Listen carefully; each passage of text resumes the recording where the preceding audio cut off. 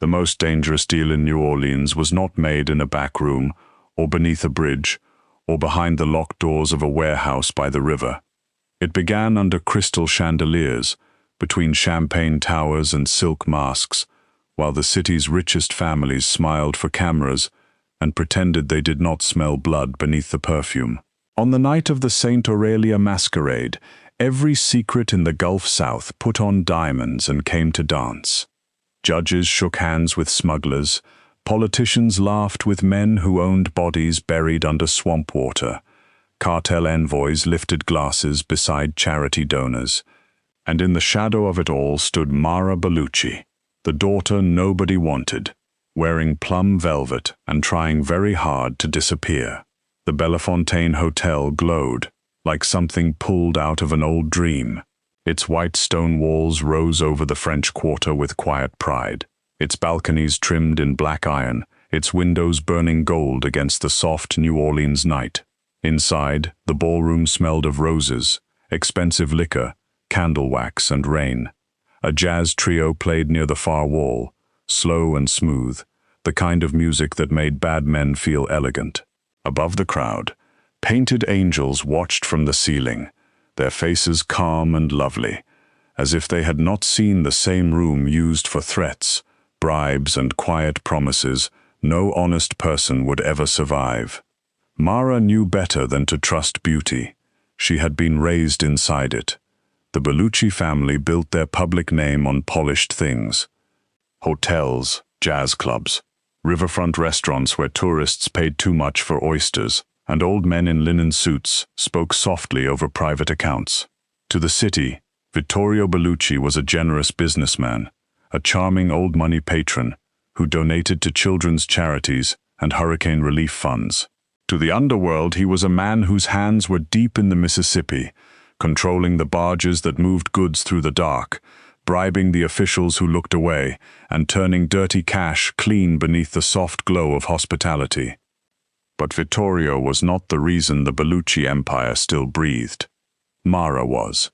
She stood near a marble column at the edge of the ballroom, her mask hiding only part of her face, and watched the room the way other women watched mirrors. Quietly, carefully, without mercy. She saw the state senator who kept tugging at his cuff because he had just noticed a cartel man near the auction table. She saw the judge who refused to look at Vittorio, even though his campaign money had passed through Bellucci accounts twice in the last year. She saw the river captain standing too close to a customs director, both of them laughing too loudly. Every room had a map if a person knew how to read it. Every glance was a route. Every handshake was a transfer. Every silence was a warning. That was what Mara did.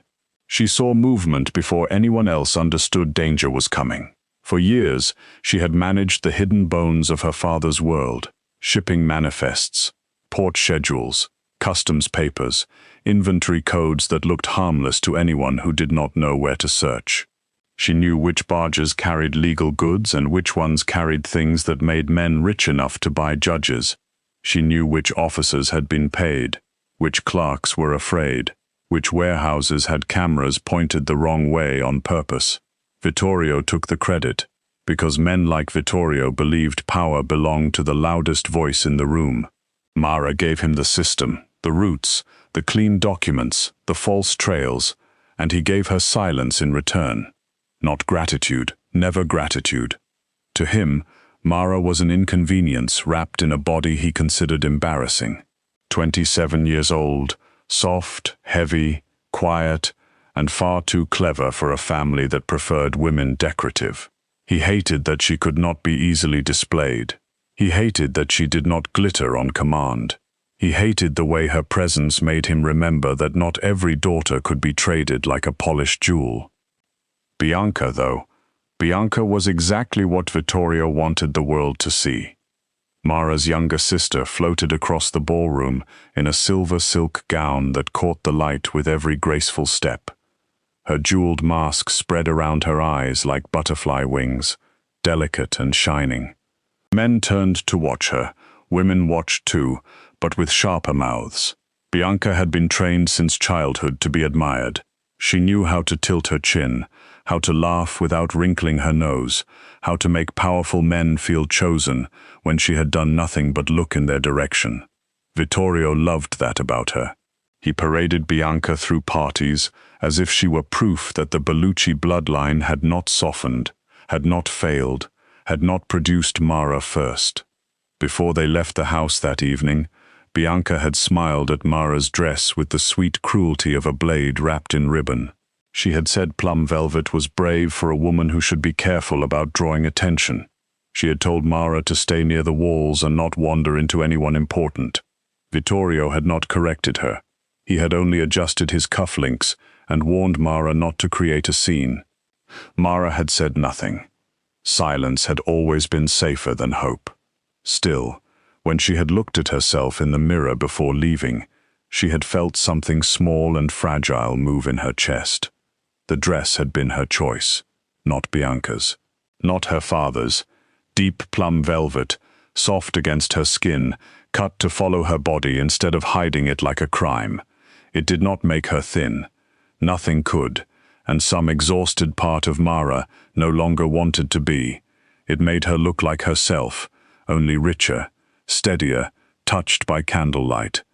For one dangerous second, she had wondered what it might feel like to enter a room and not apologize for the space she took. The ballroom reminded her quickly. Eyes passed over her, then returned with judgment. Some were subtle, some were not. A woman in pearls glanced at Mara's hips and whispered behind her fan. A young man near the champagne table looked her up and down with a smirk, then turned away as if he had decided she was furniture. Mara felt each look like a small stone placed inside her chest, familiar but still heavy. She tucked herself closer to the marble column and focused on the crowd. That was when the room changed. It happened before the doors opened. Mara felt it first in the sudden tightening of voices, then in the way two men near the auction platform straightened their backs, then in the way Vittorio stopped speaking mid-sentence and turned toward the entrance with the bright, hungry look of a man who smelled rescue. The double doors opened, and Dante Moretti walked into the Saint Aurelia masquerade.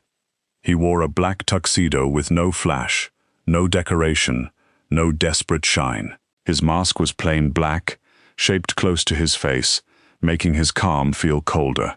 He was tall, broad-shouldered, and controlled in a way that made the room seem nervous around him. His men entered behind him and spread without being told, taking corners, doors, sightlines. They did not shove, they did not speak. They simply appeared where danger would have stood if danger had bothered to dress well. Mara had heard the stories, of course. Everyone had. Dante Moretti had inherited his empire after his uncle was murdered, and most men expected him to spend his first months fighting to keep it. Instead, he had taken back stolen territory in weeks, broken 3 rival crews, and made betrayal feel like a bad investment. He was not loud like her father. He did not need noise. The room bent around him, because everyone inside it understood one simple truth. Dante did not threaten often, because when he did, the threat was already becoming history. Vittorio's hand found Bianca's elbow. He pushed her forward with a whisper Mara could not hear, but could easily guess. Smile. Be charming. Be chosen. The plan was almost insulting in its simplicity. Vittorio had come to the masquerade to buy protection with beauty. He needed Dante's strength, Dante's roots, Dante's name. And because Vittorio had never understood value unless it came wrapped in silk, he was ready to offer Bianca like tribute. Bianca moved with perfect confidence, drifting toward the auction platform where Dante would have to pass. She smiled behind her butterfly mask, bright and practiced. Several people noticed. Vittorio noticed. Even Mara noticed, though she wished she had not, because watching Bianca work a room was like watching the world confirm every cruel lesson their father had ever taught them. Mara stepped back, hoping to become part of the wall. Her heel caught the edge of a rug. It was such a small thing, almost nothing. A shift of weight, a soft stumble. Her shoulder brushed a waiter, carrying a silver tray of champagne. The tray tipped. Crystal chimed sharply. One glass slid, spun, and spilled a pale splash across the floor near Bianca's gown. It barely touched the hem, hardly enough to matter. Bianca turned as if Mara had dragged her through mud. The music seemed to soften, or maybe Mara's body simply stopped hearing it. Bianca lifted the edge of her dress, stared at the tiny wet mark, and then looked at Mara with the kind of satisfaction that made Mara's stomach drop. It was not anger in her sister's eyes. It was opportunity. "Of course," Bianca said, her voice sweet enough to carry. "You cannot even stand in a ballroom without ruining something." Mara's face burned behind her mask. "I'm sorry. I didn't mean to." "You never mean to," Bianca said, cutting her off. "That is the problem. You just move through the world like everyone else should make room for you." A few people turned, then more. Vittorio's face tightened, but he did not step forward. He looked away, furious not because his daughter was being humiliated, but because the wrong daughter had become visible. Mara felt the old shame rise, thick and choking. She knew this part. The room would pretend not to listen, while listening to every word. Bianca would smile with tears in her voice and knives in her hands. Their father would let it happen, then later blame Mara for making the family uncomfortable. Bianca took one step closer. Her silver gown shimmered like moonlight. "You were told to stay near the wall," she said softly. "That was not difficult. You just had to stand still and not embarrass us. But even that is too much for you." Mara swallowed, eyes stinging. "Bianca, please." The word please only made Bianca smile wider. "You do not belong in rooms like this," she said. "You know that, don't you? Men like Dante Moretti do not look at women like you, unless they need somewhere to hide a body." The silence that followed was terrible. It moved through the ballroom like cold water. Mara felt it touch every part of her skin, her throat, the soft curve of her stomach beneath the velvet, her hands, which had built more secret roots than any man in that room could name, the mind that kept her father alive, the heart that still, stupidly, wanted someone to say enough. No one did. Mara stepped back, one hand gripping her small clutch. She wanted to leave. She wanted the marble floor to open under her feet and swallow her into the old bones of the hotel. She wanted, more than anything, not to cry where they could see. Then a man's voice cut through the silence. "You are in my way." Bianca turned at once, her expression shifting so fast it almost looked magical. Hurt became charm.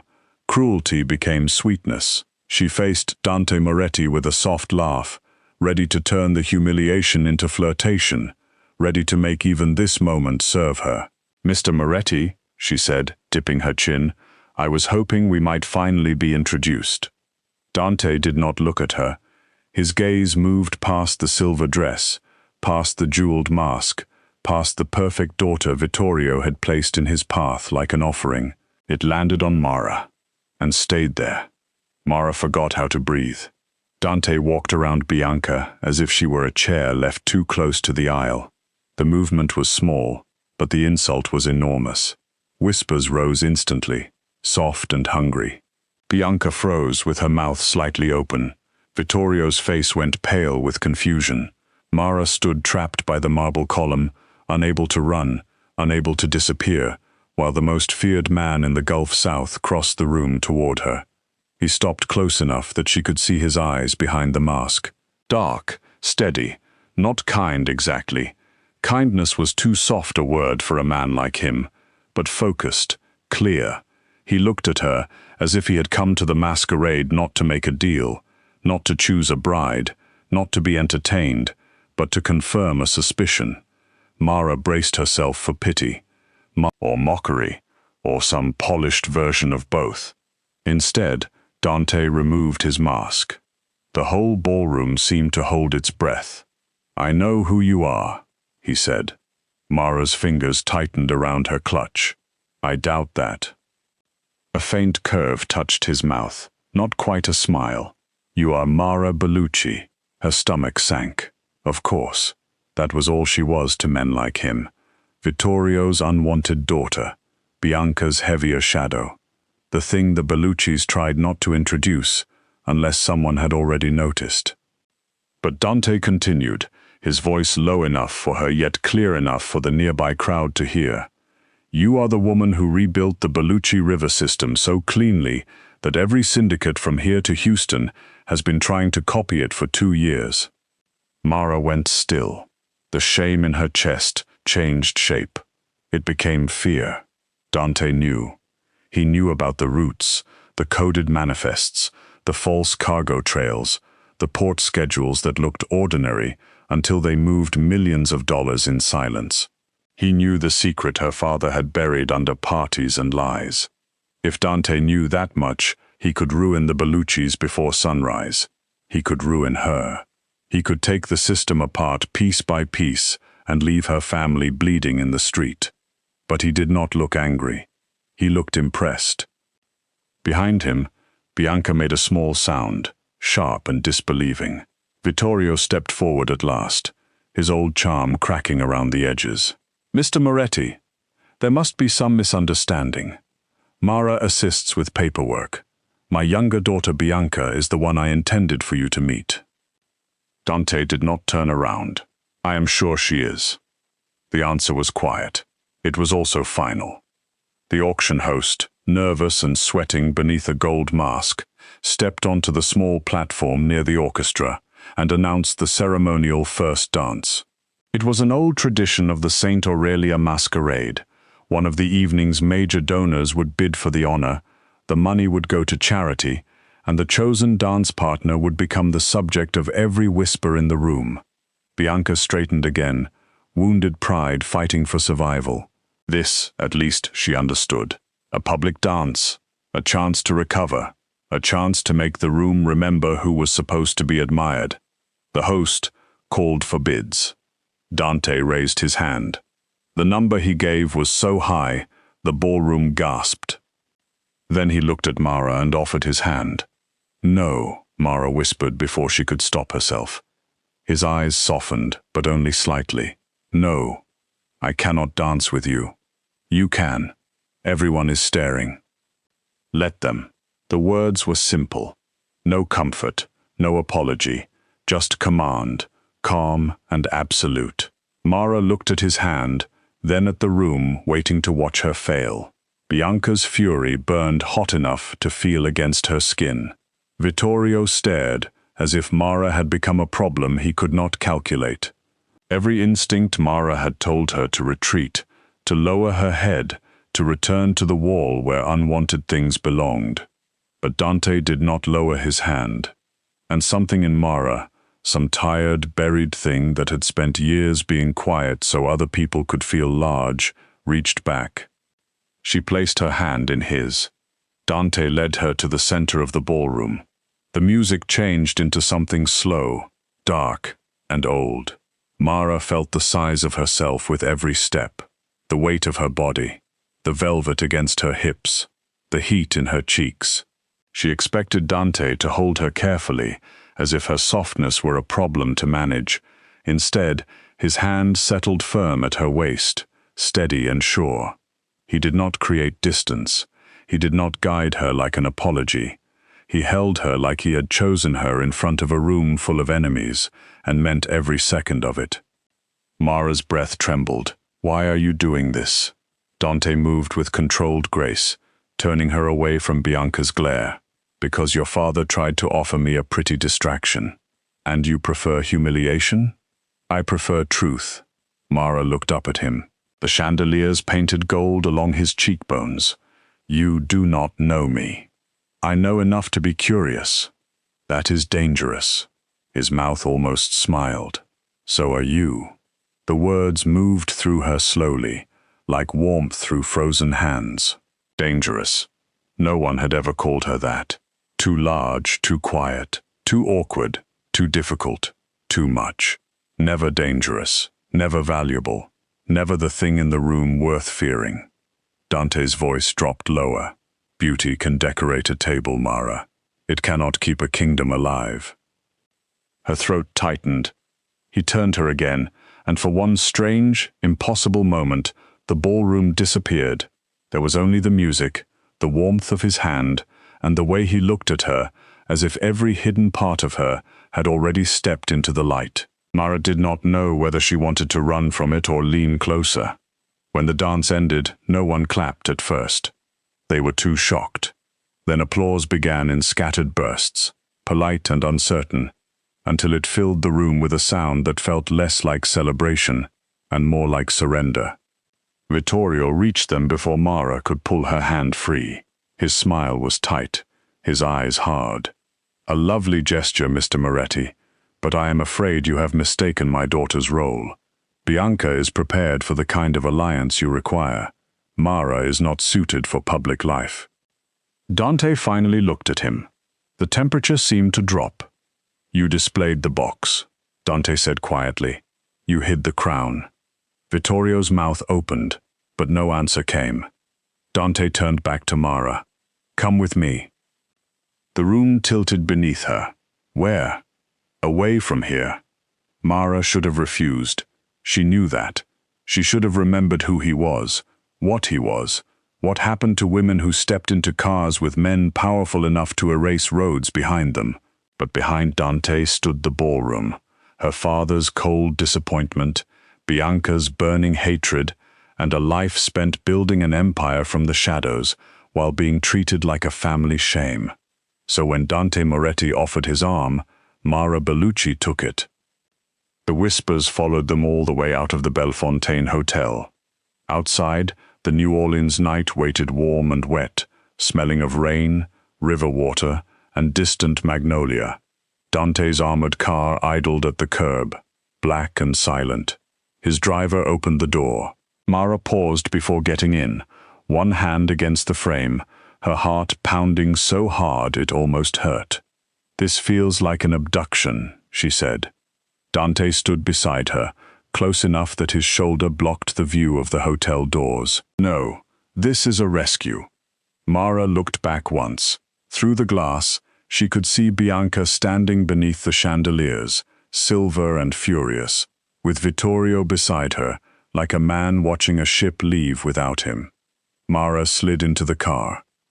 Dante joined her, and the door closed with a heavy sound that sealed them inside dark leather and quiet power. As the car pulled away from the Bellefontaine, Mara folded her hands in her lap to hide their shaking. She told herself she was afraid because Dante knew her secrets, because he could destroy her family, because powerful men never offered safety without asking for blood in return. Dante reached beside him and placed a file on the seat between them. Mara stared at it. "What is that?" "The truth about your father." Her chest tightened. Dante opened the file, revealing copies of documents, transfer records, river maps, and signatures that made the world inside Mara go cold. She saw routes she had designed, routes Vittorio had no right to sell, routes connected to Moretti protection, routes promised to men who would kill over less. "Your father betrayed me," Dante said. "He sold access to my river corridors to cover his debts. Then he used territory he did not own as collateral." Mara could not speak. The car moved through the city, past wet streets and old balconies, and glowing bars full of music. Inside, the silence was soft and terrible. "By the laws of our world," Dante continued, "your family should be gone by morning." Mara looked at him then, fear slicing clean through her. "But they are not." "No." "Why?" Dante's gaze settled on her with the same dark certainty he had carried in the ballroom. "Because of you. Because of you." The words stayed between them as the armored car slipped through the wet streets of New Orleans, quiet and heavy as a secret. Mara looked down at the file in her lap, at the copied signatures, the river maps, the payment trails, and the proof that her father had not only lied to Dante Moretti, but had used Mara's own work as a knife pointed at the wrong throat. The roots she had built to keep the Bellucci family safe had been sold behind her back. The system she had protected with sleepless nights and careful hands had become collateral for Vittorio's debts. It should have made her angry first. Instead, it made her tired.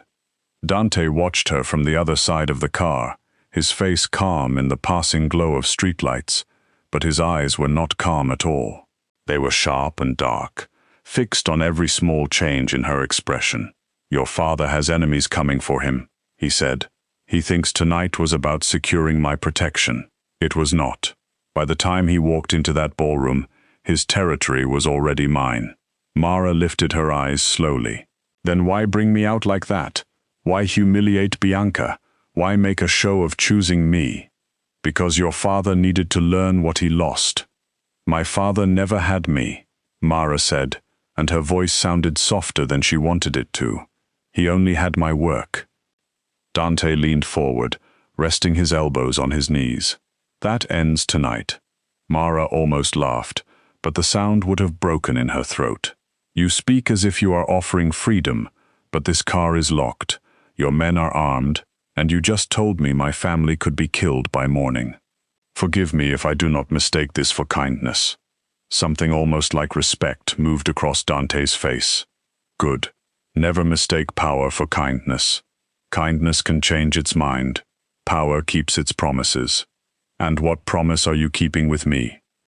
Dante's gaze lowered for one brief second, not in shame, not in pity, but as if he was choosing the cleanest truth. Protection, use, desire. All three, if you are brave enough to hear them. Mara's breath caught before she could stop it. She turned toward the window, watching the city blur into darker roads where the lights thinned and the air seemed to smell more strongly of river water and moss. "Do not do that." "Do what?" "Pretend." Her fingers tightened over the edge of the file. "You want my mind? Fine. You want my roots? Fine. You want the thing I know how to build. Say that. I can survive honesty, but do not sit there in your expensive suit and pretend you want the rest of me just because you think it will make me easier to control." The car went quiet. For the first time since he had entered the Bellefontaine, Dante's control slipped. Not much. Just enough for Mara to see the heat beneath the ice. His jaw tightened. His hand curled slowly against his knee.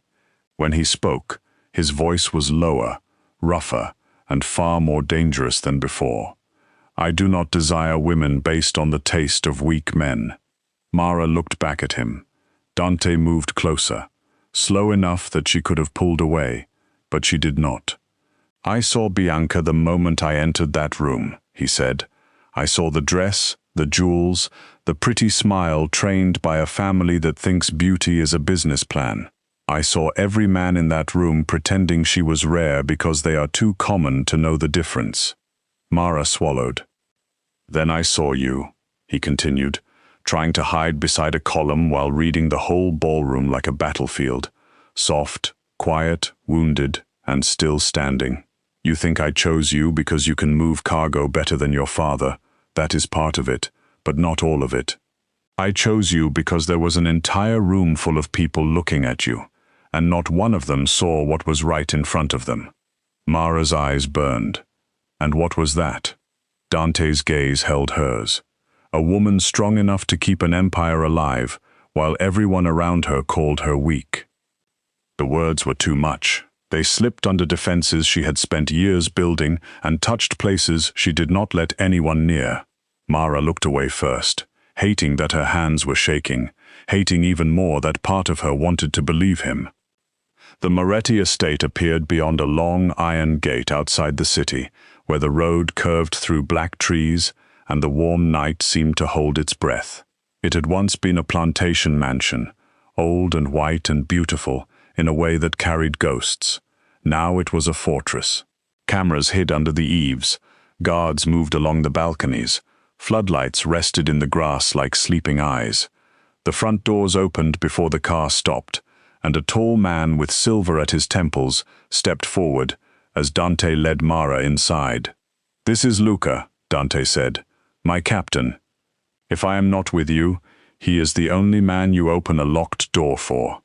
Luca bowed his head to Mara, not deeply, not dramatically, but with real respect. That unsettled her more than rudeness would have. She was used to being dismissed. Respect felt like a language she had once studied, but never expected to hear spoken to her. The inside of the estate was warmer than she expected. Dark wood, wide staircases, high ceilings, old paintings, fresh flowers placed in rooms that still felt built for war. Dante did not drag her into a bedroom, did not crowd her into a corner, did not use the power he clearly had. He gave her a suite with a locked door, a private bathroom, and a closet already filled with clothes in her size. Not guessed, not insulting, not stretched versions of things meant for smaller women. Real clothes, soft cotton, silk robes, wide waistbands, dresses cut for her body instead of against it. Mara stood in the doorway of the closet for a long time, one hand over her mouth. Dante remained behind her. If anything does not fit, it will be replaced. She turned slightly. When did you do this? Before tonight. You were that sure I would leave with you? No, Dante said. I was that sure your father did not deserve another chance to make you feel unwanted. Mara slept badly, but she slept. In the morning, she found breakfast waiting outside her door, and Dante nowhere in sight. For 3 days, he gave her space. That alone was strange enough to frighten her. Men like him did not seem like they should understand restraint, yet he came and went like a shadow at the edge of her life, checking on her without pressing, asking questions without demanding, making sure she ate without making her feel watched. His possessiveness was quiet, but it was everywhere. In the guards posted at the hall, in the new phone with only trusted numbers saved, in the way Luca spoke to her, as if she had already become someone important. By the 4th day, Mara could no longer ignore the operations room. It sat behind 2 steel doors beneath the east wing of the mansion, filled with screens, maps, radios, route boards, encrypted systems, and live feeds from docks and warehouses across the Gulf. It was a kingdom made of movement.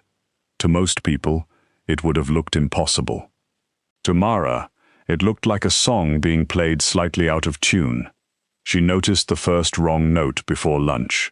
A warehouse transfer outside Baton Rouge had been marked delayed twice, but the port timestamp showed it cleared on schedule. A manifest out of Mobile had 2 matching container IDs, one legal, one buried under a ghost entry. 3 barges connected to Moretti-controlled storage had changed routes by only 12 miles each, such a small shift that no one looking for theft would notice. But Mara was not looking for theft. She was looking for intention. Dante found her hours later, barefoot in the operations room, her hair loose over one shoulder, 3 screens open in front of her, and a cold cup of coffee forgotten beside her hand. "You found something," he said. Mara did not turn around. "Someone is using your system to move weapons." The room went still behind her. Dante stepped closer. "Whose weapons? I thought they were yours at first, then I thought they were Bellucci leftovers. They are not." She tapped one line on the screen. "They belong to Salvatore Voss." Dante's face changed almost nothing, but somehow the air did. Luca, standing near the door, muttered something under his breath. Mara looked between them. "That name means something." "Old rival," Dante said. "Ambitious, patient, too patient." "He could not have done this alone," Mara said. "The root codes are internal. Someone close to you fed him access." Luca's expression hardened. Dante's did not. That worried Mara more. She kept digging through the night. Dante stayed beside her, silent for most of it, watching as she pulled apart false manifests and followed tiny changes through the ports, like footprints in wet soil. At dawn, the truth appeared so clearly that even Mara wished she could unsee it. Nico Rinaldi, Dante's childhood friend, his lieutenant, a man with access, history, trust, and enough bitterness to sell all 3. For a long moment, Dante only stared at the name on the screen. Mara expected rage. Instead, she saw something worse. pain locked behind discipline. "I am sorry," she said quietly. Dante's hand rested on the back of her chair. "Do not be sorry for showing me the knife before it reached my back." He left within the hour, dressed in black, surrounded by armed men. Before he went, he stopped at the operations room door and looked back at Mara. "Stay here. Lock the door. Open it only for me or Luca. You think Nico will run? I think Nico wants me angry enough to chase him. Then do not chase him." Dante's eyes softened in that almost invisible way she was beginning to recognize. "I have to." Mara stood. "Dante." He paused. She wanted to say something careful, something useful. Instead, what came out was, "Come back." For a moment, the dangerous head of the Moretti Empire looked at her as if she had handed him something more valuable than territory. Then he crossed the room, took her face gently between his hands, and pressed his mouth to her forehead. Not a kiss of ownership, not a performance, a promise. "I will." Then he was gone.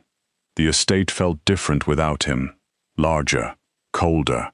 Mara stayed in the operations room with the doors locked and the cameras open across the main screens. She watched the Moretti convoy leave through the outer gates. She watched the guards reset the perimeter. She watched rain begin to bead on the lenses outside. Then her phone rang. Unknown number. Mara stared at it, already knowing. When she answered, Nico's voice came through smooth and amused. "You really are as clever as he thinks." Mara's blood went cold. "Nico, I have to admit, Mara, you were faster than expected." Voss said Vittorio kept a little clerk hidden in the back, but he did not say she had teeth. She turned toward the cameras, her pulse steadying as fear sharpened into focus. "Where is Dante?" "Far enough." The first black SUV hit the outer gate hard enough to make the camera shake. Mara stopped breathing. Nico laughed softly. "You see it now, don't you? The weapons were never the prize. They were the noise. Dante is chasing betrayal on one side of the parish, while Voss walks through his front door on the other. And you, sweet Mara, are going to open the kingdom for us." Another SUV followed, then another. Mara hung up. For 1 second, the fear was huge. It filled the room, pressing against her ribs, turning her mouth dry. She was not a fighter. She had no gun in her hand. She had no army beside her. The men coming through Dante's gates had spent their whole lives making people scream. Then Mara looked at the screens, at the roots, at the systems, at the empire Voss thought he was about to steal. And something inside her went very quiet. "No," she whispered. "You do not get to take what I built." She sat down. Her fingers flew across the keyboard. First, she locked every active Moretti route with Dante's route codes, sealing the network so no outsider could move a shipment, payment, or truck without tripping an alarm. Then she froze the live manifests, scrambled the porch schedules, and sent automated delay notices to every warehouse in the chain. If Voss captured the estate, he would not inherit a kingdom. He would inherit a map with all the roads erased. Then Mara turned on Voss. For years, while protecting the Bellucci routes, she had studied rival systems in silence. Voss had always been sloppy in one particular way. He trusted fear more than paperwork. His men moved fast, but his accounts left shadows. Mara followed those shadows now, pulling false customs records, offshore payment trails, payroll channels, and warehouse leases hidden under names that looked clean until they touched the wrong port. The outer cameras showed armed men crossing the lawn. Mara kept working. She rerouted 2 active weapons shipments directly into inspection lanes already flagged for federal review. She sent anonymous customs alerts with just enough detail to force action, but not enough to point back to Moretti. She froze Voss payroll accounts through shell company locks, cut his communication relays, and exposed bribery channels to officials who would suddenly become very eager to save themselves. By the time the first shots sounded somewhere upstairs, Salvatore Voss's empire had begun to collapse without him even knowing it. The operations room door shook under a heavy blow. Mara's fingers trembled, but she did not stop. She sent one final encrypted package to Dante, Luca, and every Moretti captain still breathing. Routes, names, accounts, Nico's betrayal, Voss's locations, everything. The door burst open. Salvatore Voss entered like a man who expected applause. He was lean, silver-haired, and dressed in pale grey, with a smile so smooth it looked painted on. Armed men filled the doorway behind him, and beside him stood Bianca. Mara stared at her sister, feeling the blow land somewhere deeper than fear. Bianca's silver beauty was gone tonight, replaced by a tight white dress and red eyes full of anger. She looked at Mara as if all of this, the guns, the betrayal, the invasion, was somehow Mara's fault. "You should have stayed by the wall," Bianca said. Mara stood slowly. "What did you do?" Bianca's mouth trembled before hardening. "What you made me do. Dante was supposed to choose me. Father promised. Everyone knew it. Then you stood there in that awful dress and let him make me look like nothing. I did not ask him to do that." "You never ask," Bianca snapped. "That is what makes it worse. You just stand there being pathetic, and somehow people feel sorry for you." Voss sighed, bored. "Family pain is touching, but I am on a schedule." He looked at Mara. "Unlock the network." Mara held his gaze. "No." One of his men stepped forward. Bianca flinched, but Voss smiled. "You are intelligent. Do not waste that intelligence pretending courage will save you." Mara glanced at the screens behind her. Red warnings bloomed across Voss-linked routes, one after another. Delays, seizures, frozen accounts, broken channels. His smile faded. "What did you do?" he asked. Mara felt a strange calm settle over her. "I destroyed the prize." Voss crossed the room fast and grabbed her arm, his fingers biting into her soft skin. "Fix it." She looked down at his hand, then back up at him. "You cannot scare me with being unwanted. I survived that before you walked in." For the first time, Bianca looked unsure. A distant explosion shook the estate, then another. Voss's men shouted. Gunfire cracked from the hall, closer now, sharper and organized. Mara saw Voss understand a second too late. Dante had returned. The fight moved through the estate like thunder. Voss released Mara and reached for his gun, but the lights cut out before he could lift it. Emergency red washed over the room. Luca came through the side entrance first, silent and fast, followed by Moretti men who moved with cold purpose. Bianca screamed and dropped to the floor. Voss tried to run toward the open door, but Dante appeared there, black coat wet from rain, eyes fixed on him with a calm that felt more terrifying than rage. Salvatore Voss stopped. Dante looked past him first, straight to Mara. "Are you hurt?" Her voice shook only a little. "No." Only then did Dante look at Voss. What happened after was fast, controlled, and final. Voss was disarmed. His men were taken. Nico, dragged in later with blood on his collar and defeat in his eyes, could not look at Dante at all. Bianca sobbed on the floor until Mara stepped toward her, and for one foolish second, Mara thought her sister might apologize. Instead, Bianca whispered, "He will get tired of you." Mara looked down at the woman who had spent her whole life shining in every room Mara had been pushed out of. Once, those words would have opened her like a wound. Tonight, they only made her sad. "No," Mara said softly. "You are the one who got tired of pretending cruelty was power." Bianca had no answer. By sunrise, the estate was quiet again. Voss's routes were being seized. His accounts were frozen. Nico's betrayal was finished. Vittorio Bellucci's control over the riverfront had ended before breakfast. The underworld would tell the story in many ways. Some would say Dante Moretti crushed Salvatore Voss with force. Some would say Nico Rinaldi made one mistake too many.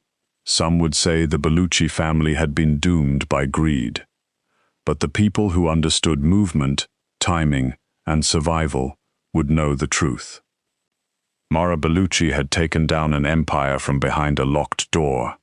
Dante found her on the back balcony as the morning mist lifted over the old trees. She had changed into a soft black dress from the closet he had prepared for her, and her hair moved gently in the damp breeze. For the first time in her life, she did not feel like hiding her body from the morning light. Dante came to stand beside her. "Your father is alive." Mara closed her eyes. "I know. He has no territory, no roots, no protection. The Bellucci name will remain public, for now, but it belongs to you if you want it." She looked at him. "And Bianca? She will live, far from here." Mara nodded slowly. That was more mercy than Bianca would have given her. Dante turned fully toward her. "I told you I wanted your mind, your loyalty, and your body. I should have said something else first." Mara's heart began to beat harder. "What?" "Your choice." The words were quiet. They changed everything. Mara studied him in the soft gray light. This man had pulled her from a ballroom where she had been humiliated. He had shown her ugly truths. He had protected her without caging her, desired her without mocking her, and placed power in her hands as if it belonged there. He was dangerous. He would always be dangerous. But for the first time, danger did not feel like a door closing. It felt like a world opening. "And if I choose to leave?" she asked. Dante's expression tightened, but his voice stayed steady. "Then you leave with money, protection, and every root you built under your own name. No one touches you, not your father, not Voss's leftovers, not me." Mara stepped closer, "And if I choose to stay?" His control slipped again, beautifully this time. "Then you stand beside me. Not behind me, not hidden, beside me." Mara looked toward the river in the distance, where morning light touched the water like pale gold. She thought of the girl by the ballroom wall, the daughter told to shrink, the woman who had built kingdoms for men who could not bear to thank her. Then she looked at Dante Moretti and felt the last thread of that old life loosen from her throat. "I will not be your secret," she said. "No. I will not be your clerk. No. I will not be grateful for crumbs." Dante stepped close enough that the warmth of him cut through the morning chill. "Mara, I would burn the table before offering you crumbs." A slow smile touched her mouth, small at first, then stronger. "Then give me the ports." His eyes darkened with pride. "Done. And the river schedules? Yours. And every man who laughed at the idea of me running them answers to me by tonight." Dante's smile was quiet and devastating. "They already do." Mara breathed in, deep and full, and for once the air did not feel borrowed. Dante lifted his hand and touched her cheek, waiting, still giving her that final inch of choice. Mara closed it herself. She rose onto her toes, wrapped her hand around his collar, and kissed him. It was not gentle in the way fairy tales were gentle. It was softer than war, but stronger than surrender. It tasted like rain, fear, relief, and the first sweet breath after years spent underwater. Dante's arms came around her, firm at her waist, holding every curve of her, as if there was nothing about her that needed hiding. Mara leaned into him, not because she had been rescued, but because at last she had been recognized. Months later, the city would whisper her name differently. At charity galas, women who once looked past her would lower their eyes when she entered. Judges would stand when she approached. River captains would wait for her approval before moving cargo through the dark. Vittorio Bellucci would sit alone in a quiet house, watching the empire he claimed to build obey the daughter he had tried to bury.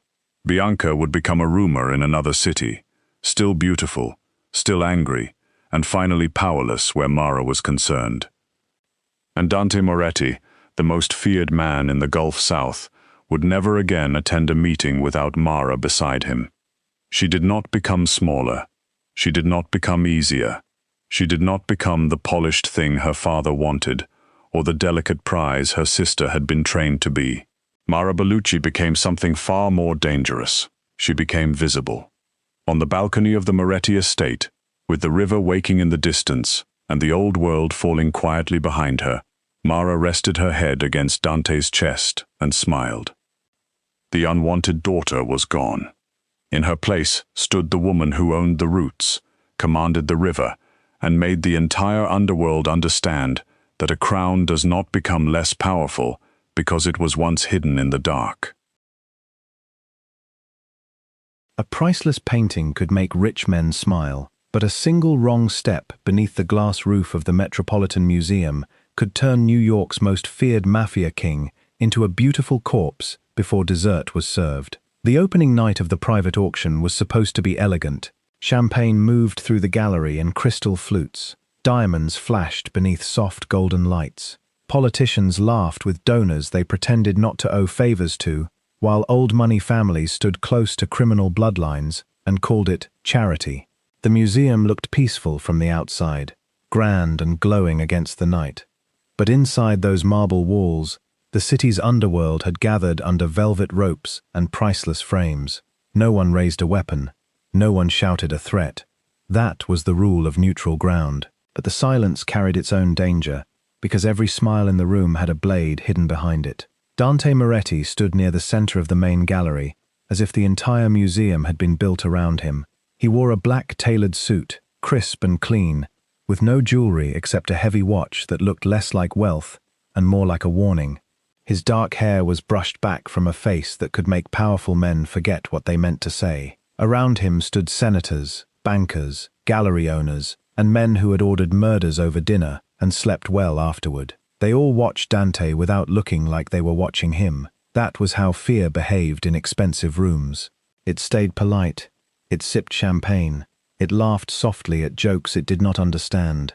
But it always kept one eye on the man who could end a career, a bloodline, or a city block with a quiet nod. Across the gallery, near a display of old European portraits, Mara Voss watched everything, without seeming to watch anything. She had learned long ago that people showed the truth when they believed you were only background. Most of the room saw her as Dante's financial strategist, the woman who cleaned up the numbers, examined invoices, studied museum donations, and found the tiny cracks where stolen money liked to hide. Some knew she was also an art fraud specialist, sharp enough to tell a real masterwork from a clever lie before the paint had fully dried. But even those who respected her mind still made the same foolish mistake. They looked at her soft body, her full arms, her heavy hips, the way her deep burgundy gown held her curves with quiet confidence, and they thought softness meant weakness. Mara had built her entire life around letting people be wrong. She did not hide at the edge of the auction because she was afraid. She stood there because the edge gave her the whole room. From that place she could see the donors drifting in shining clusters, the museum guards pretending not to know which guests had criminal records, and the waiters moving through gaps in the crowd with trays held high. She could see the Belandi cousins near the sculpture wing, dressed in mourning black, though no one had died yet. She could see a federal judge laughing too loudly beside a man who had once burned evidence for the Moretti family. And she could see Carlo Renzi, Dante's trusted lieutenant, moving with just enough purpose to wake a cold feeling in the back of her mind. Carlo had been with Dante for years. He was handsome, in a polished, forgettable way, with silver at his temples and a smile that never reached his eyes. Men like Carlo survive by looking loyal from a distance. Mara had never liked him. She did not trust people whose charm landed too smoothly, like a coin always falling on the side they chose. Tonight, Carlo kept touching Dante's elbow, guiding him a few steps here, a few steps there, laughing as if sharing some private comment about the art. To anyone else it looked natural. To Mara it looked measured. Dante's usual security ring had shifted too. His left side was open. His rear guard was farther away than normal. One of his youngest men stood near the north entrance, where an older guard should have been. Tiny changes, tiny cracks. the kind people ignored until the floor broke beneath them. The auctioneer's voice rose warmly from the front of the room, inviting the first round of bids on a pale landscape in a gilded frame. A hum of wealth moved through the gallery. Cards lifted, heads tilted. Soft laughter drifted above the music. Mara's eyes moved from the painting to the ceiling, then to the waiters, then to Dante's hand. A server had just appeared from the wrong service entrance carrying a low silver tray with one glass on it. Dante's whiskey, dark amber, no ice, a thin twist of orange peel, exactly how he preferred it. Mara felt something inside her go still. The waiter was too calm. The tray was too steady. The route was wrong. Museum staff had been trained to enter from the east corridor during auction service, because the west door crossed the camera blind spot near the restoration hall. Mara knew that because she had audited the museum's insurance records 2 years earlier, during a quiet investigation into missing Dutch sketches that had been misplaced for nearly a decade. She remembered every floor plan, every service path, every locked storage room that was only locked on paper, and the man carrying Dante's drink had entered through a door he should not have been able to open. A second later, the lights flickered. It was so brief, most people only blinked. The music continued. The auctioneer made a small joke about old buildings having moods, and the donors laughed because rich people loved being reassured that danger was only atmosphere. But Mara saw the security panel above the archway flash red, then green. She saw a museum technician glance at his tablet and frown. She saw one of Carlo's men take half a step back from the center of the gallery. Above Dante, high in the ceiling, the massive glass skylight caught the glow of the city beyond it. Beautiful, clear, heavy enough to turn a man into memory. Mara's pulse slowed instead of quickening.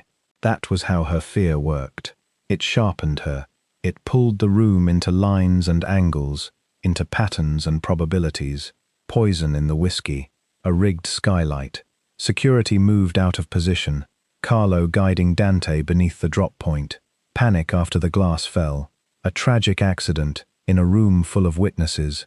In the confusion, Carlo's men would finish anything the poison and falling glass did not. Dante Moretti would die under the eyes of New York's elite, and by morning, every newspaper would call it a shocking museum disaster. Mara looked at Dante. He was reaching for the glass. She could not shout. Carlo was watching her now. Not directly. Never directly. His gaze moved past her shoulder, then returned to Dante, but she saw the slight tightening at the edge of his mouth. He knew she had noticed something. If she caused panic too soon, the trap might close early. If she ran to Dante, Carlo would move. If she did nothing, the man she had served, challenged, and secretly admired would be dead before the next painting was sold. The auctioneer lifted his hand toward the next piece, a dark, dramatic portrait of a woman in black silk, standing beside a stormy sea. Dante stood only a few feet from it, whiskey almost in hand, Carlo smiling beside him, like the faithful friend in a funeral painting. Mara moved before the last doubt could touch her. She stepped away from the wall and walked straight into the open space beneath the lights. Her burgundy gown swept softly around her legs. Conversations dipped as people turned. Mara knew what they saw. A fat woman stepping out where she was not expected. A woman too bold for the edge she had been assigned. A woman with a calm face and dangerous eyes. She did not rush. Rushing would look like fear. She crossed the polished floor like she had bought the museum itself and simply forgotten to tell anyone. The auctioneer faltered when he saw her hand rise.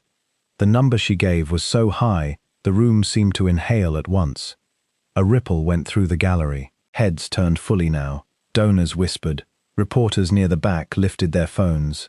The auctioneer stared as if he had misunderstood, then repeated the amount in a voice that shook with delight and confusion. Mara kept her eyes on the painting, not Dante, though she felt his attention land on her with the weight of a closed fist. Dante Moretti did not like surprises. He liked control. He liked rooms that bent around him. His expression hardened as Mara stepped close enough for his men to shift their stance, and for Carlo's smile to thin. To the room, Mara looked like she was inspecting the painting she had just tried to claim. She leaned slightly toward the frame, studying the brushwork, the varnish, the small craquelure near the woman's throat. Then, without moving her lips more than necessary, she spoke low enough that only Dante could hear. "Do not drink that whiskey, and do not look up." Dante went very still. His hand froze inches from the glass. For one breath, his fury was almost physical. No one gave him orders in public. No one embarrassed him in front of rivals and senators and old thieves wearing charity pins. Mara felt that anger roll off him, dark and hot, but she did not step back. She kept her eyes on the portrait. "Carlo has turned on you," she said softly. "Your security has been moved. The west service door is compromised. The skylight above you is rigged to break. The drink is poisoned. Stay angry if you need to, but stay alive first." The anger in Dante's face changed. It did not disappear, it sharpened into something colder. His eyes flicked once to the glass, then to Carlo, then to the ceiling, without fully lifting his head. Mara could almost feel the moment he understood. She was not nervous, she was not guessing, she was doing what no one in his own circle had done. She was saving his life in a room where every visible exit had already been turned into a trap. Carlo approached with a polite smile that made Mara's skin crawl. "Is there a problem with the painting?" he asked, smooth as cream over broken glass. Mara turned to him, with a look so calm it felt almost gentle. "Yes," she said, loud enough now for the people nearby to hear. "There is a very serious problem with the painting." The auctioneer blinked. A woman in diamonds gasped softly. Dante turned toward Mara, his face unreadable, and in that instant, she gave him the only path out. She lifted her voice, letting it carry across the gallery, with just enough force to gather the room, without sounding frightened. "This piece is not what the catalogue says it is." The whisper that moved through the museum was immediate and hungry. Nothing excited rich people like scandal, especially when they believed it belonged to someone else. The auctioneer's smile collapsed. The museum director, who had been standing near a marble column with a glass of champagne, went pale. Reporters shifted closer. Phones rose higher. Carlo's eyes narrowed, but he could not stop the room from turning. Mara had not screamed assassin. She had not shouted poison. She had done something far more useful. She had given the crowd a drama they understood. Dante stepped beside her, as if insulted on behalf of his investment. "Careful, Mara," he said, his voice low and smooth for the audience, though there was a dark current beneath it meant only for her. "That accusation costs more than the painting." She did not look at him. "Then the truth is finally priced correctly." A few people murmured in admiration. Someone laughed nervously. The auctioneer began to protest, but Mara moved closer to the frame and pointed to a line of shadow near the lower corner. She spoke with the cool authority of a woman who had built her reputation by humiliating liars with evidence they never saw coming. The pigment was wrong. The aging was forced. The provenance had a gap no honest collector would ignore. The signature had been restored too cleanly, like someone had painted history over a wound and hoped money would make everyone blind. Dante played along perfectly. He questioned the museum director. He demanded records. He let his irritation fill the space where fear should have been. Together, they moved step by step away from the center of the gallery, wrapped inside the storm Mara had created. Every eye followed them. Even Carlo had to follow carefully, because too much pressure now would make him look guilty before the trap had sprung. The waiter reached Dante's side at the wrong moment and offered the whiskey. Dante took it, but before the rim could reach his mouth, Mara turned sharply, as if reacting to a comment from the auctioneer. Her elbow brushed his wrist. The glass fell. Amber liquid struck the marble and spread like a dark stain, the sharp crack of crystal breaking cut through the room. Dante looked down at the spilled drink, then at Mara. Above them, hidden gears groaned. The skylight shattered too early. A terrible silver rain crashed down where Dante had been standing moments before. Screams tore through the gallery. People surged backward. Glass exploded across the marble in flashing shards. The music stopped. The auctioneer vanished behind his podium. Security guards shouted over one another as the elegant room became a storm of fear and falling light. Mara did not wait to see who had been cut. She grabbed Dante's sleeve and pulled him through the narrow arch behind the portrait wall. into a restricted corridor lined with covered frames and locked doors. For once, the most feared man in New York let someone lead him. His body was tense beside hers, armed with violence and ready to use it. But Mara knew the museum better than the men hunting them. She knew the old freight routes. She knew which restoration doors had weak locks. She knew which cameras had been replaced and which were only for show. Behind them, Carlo's voice cut through the chaos. No longer smooth, no longer loyal. Dante heard it too. Mara turned down a dim corridor where the air smelled of dust, varnish, and old stone. Her heart was pounding now, heavy and human, but her mind stayed bright. The auction was behind them. The trap had failed. But failure made desperate men louder, faster, and more willing to burn down everything they had planned to own.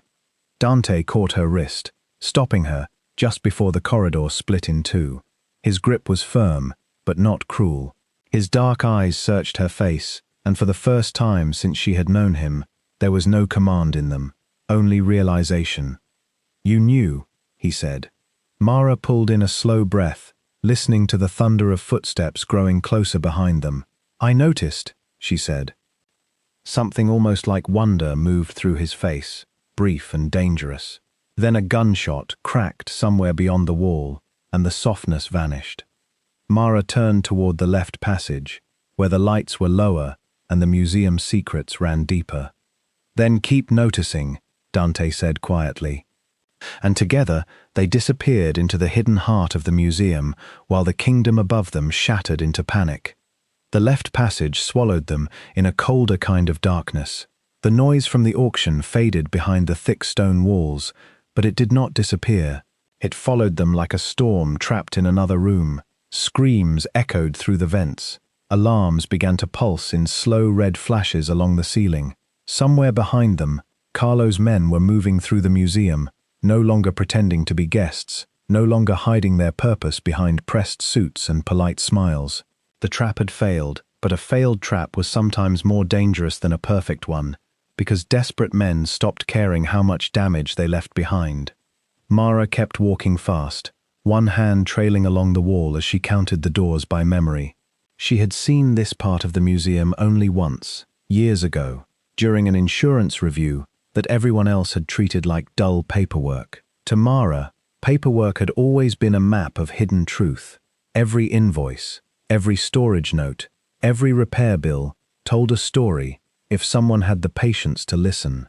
The museum's public halls were grand and bright, but the real body of the place lived back here, in narrow corridors where old frames leaned against walls, crates waited under dust covers, and priceless things were moved in silence before dawn. Dante stayed close beside her, his anger held tightly under his skin. He was not used to being led. He was not used to running from danger instead of turning toward it. Yet he did not argue. Not now. Not after the whiskey had shattered on the floor. Not after the skylight had fallen like a bright, deadly rain, exactly where he had been standing. He had built his life on reading men, but Mara had read the room itself. Every lock, every light, every wrong breath. That kind of mind did not shout for attention. It waited, watched, and saved kings before they knew they were already dead. They reached a locked service door, painted the same grey as the wall. Mara bent near the keypad, her earrings trembling softly as footsteps sounded somewhere far behind them. Dante reached under his jacket, but she shook her head without looking at him. There was a camera over the door. Old model, museum grade, not criminal grade. She had seen the maintenance contract. She knew the system reset after a blackout. Her fingers moved over the keypad with calm speed, entering the emergency override code used by night conservators during power failures. For half a second, nothing happened. Then, the lock clicked. Dante looked at her with a sharp flash of surprise. Mara pushed the door open. You would be amazed what people leave in insurance files. They slipped into a restoration lab washed in pale blue light. The room smelled of clean chemicals, paper, old canvas, and cold air. Long tables held half-restored paintings under soft lamps. Tiny brushes rested beside glass dishes. A cracked marble saint watched them from a padded stand, one hand missing, his stone face peaceful in a way that felt almost cruel. This was a place built for patience, a place where damaged things were handled gently and slowly brought back from ruin. Mara had just enough time to shut the door behind them before a shadow crossed the narrow window in the corridor. Dante pulled her behind him. His body moved with the dark certainty of a man who had survived more violence than he would ever speak about. But Mara touched his arm, stopping him. Across the lab, beyond the work tables, stood a sealed archive room. It was used for fragile paintings, temperature-controlled and reinforced, built to protect art from fire, moisture, smoke, and careless hands. Mara remembered the system notes. Once sealed from the outside, the archive could not be opened from the inside until the pressure cycle completed. The door behind them burst inward. Two of Carlo's men came through with guns raised. Their eyes found Dante first, because men like that always looked for the obvious threat. They did not look at Mara until she had already moved. She grabbed a heavy rolling cart loaded with storage cases and shoved it hard into the first man's knees. He stumbled into the second, and Dante crossed the space like a shadow made solid. The struggle lasted only seconds, rough and breathless and close. One gun hit the floor and spun under a table. The other man staggered backward, trying to recover, and Mara did the only thing that made sense. She ran to the archive control panel and slammed her palm against the emergency seal. The archive door opened with a soft hiss. Dante understood instantly. He drove both men back, not with wild rage, but with clean force, pushing them toward the open room. One of them tried to lunge at Mara. She did not scream. She picked up a metal frame clamp and struck the control panel again, triggering the fire protection cycle. The archive doors began sliding shut. Dante stepped away at the last second, pulling Mara with him. The two men hit the sealed glass as the room locked around them. Their fists pounded against the reinforced door. Their shouts were muffled by the thick seal. A white mist poured from the vents inside. Not smoke, but cold vapor meant to protect old canvases during a fire alert. Within moments, the men were trapped in a freezing, sealed room, alive but helpless, their threats fading behind glass. Dante stared at the trapped men, then slowly turned to Mara. His face held something deeper than admiration now, something unsettled, something almost reverent. "You locked them in a painting freezer," he said quietly. Mara smoothed one hand over her gown, though her fingers were shaking. "Climate-sealed archive," she corrected, "and they should be fine in 20 minutes. Uncomfortable, but fine." A slow smile touched his mouth. It was not warm, exactly. Dante Moretti did not seem like a man built for warmth, but it changed his face. It made him look less like a statue carved from threat and more like a man waking up inside his own danger. "Remind me never to bore you," he said. "There are worse crimes than boring me." Apparently, the faint humor between them lasted only a breath. Then Mara heard voices through the walls, more men moving closer, and she headed for the back of the lab. Dante followed without question this time. They passed through a narrow prep room and down a stairwell that spiraled beneath the museum. The air grew cooler with every step. Above them was the world of donors, cameras, and velvet ropes. Below was the hidden world that kept beauty alive. Crates, tunnels, freight elevators, private storage rooms, and sealed passageways used to move art no one wanted the public to see. The underground storage level stretched ahead in dim rows of metal shelving and wooden crates stamped with museum codes. Some were small enough to hold sketches, others were large enough to hide cars, bodies, or old secrets. Mara led Dante between them, her breath steady even as her chest rose and fell from the long escape. Her burgundy gown brushed against the concrete floor, and one strap of her heel had begun to cut into her ankle, but she ignored it. Pain was just information. She had trained herself to sort useful information from noise. Dante caught her hand when they reached a crossing between two tunnels. "How long have you known about Carlo?" Mara stopped. The red alarm lights moved across her face in slow waves. Long enough to be worried, not long enough to stop tonight before it started. His jaw tightened. "Tell me." She looked down the tunnel, listening. No footsteps yet. They had a little time, and he deserved the truth before the final door opened. "Carlo has been stealing from you for months. Not in the simple way foolish men steal. He used fake art purchases, private gallery transfers, offshore buyers, shell collectors, and donation accounts. Small movements hidden inside large ones. Nothing obvious alone, but together they made a shape. Dante's eyes darkened. How much? Enough to buy loyalty, enough to make promises to the Belandi family, enough to tell them he could hand them parts of your territory once you were gone. The name Belandi moved through Dante like a blade pulled from its sheath. His whole body went still. The Belandis were old rivals with clean hands in public and dirty roots under the city. They had wanted Moretti territory for years, but wanting was different from touching. Carlo had given them a way in. He was going to sell my house while I was still inside it, Dante said. Yes, Mara answered softly, but he needed you dead before the transfers could be traced back to him. He thought the museum would help hide the murder and the money at the same time. A tragic accident, a confused security system, a forged painting scandal to distract the press. He planned for everything except being noticed. Dante looked at her for a long moment. And you noticed. I always notice money when it gets nervous. He almost smiled, but the hurt behind his eyes was too strong. Mara saw it then, buried beneath all that power. Dante was not shaken by the stolen millions. Men like him could lose money and make it back before sunrise. What cut him was trust. Carlo had stood beside him, eaten at his table, spoken for him in rooms where silence could be deadly. Betrayal was not new in Dante's world, but that did not make it painless. It only made him better at hiding where it landed. Mara's voice softened. I didn't wait for permission. His eyes lifted to hers. During the security blackout, I used the museum network to reroute the fake art payments. Carlo's name is now attached to every forged transaction, every shell collector, every false gallery purchase. I also sent the Belandi laundering structure to a federal contact who owes me a favor from an old fraud case. By now, their lawyers are sweating, their accountants are deleting files, and their phones are probably being watched.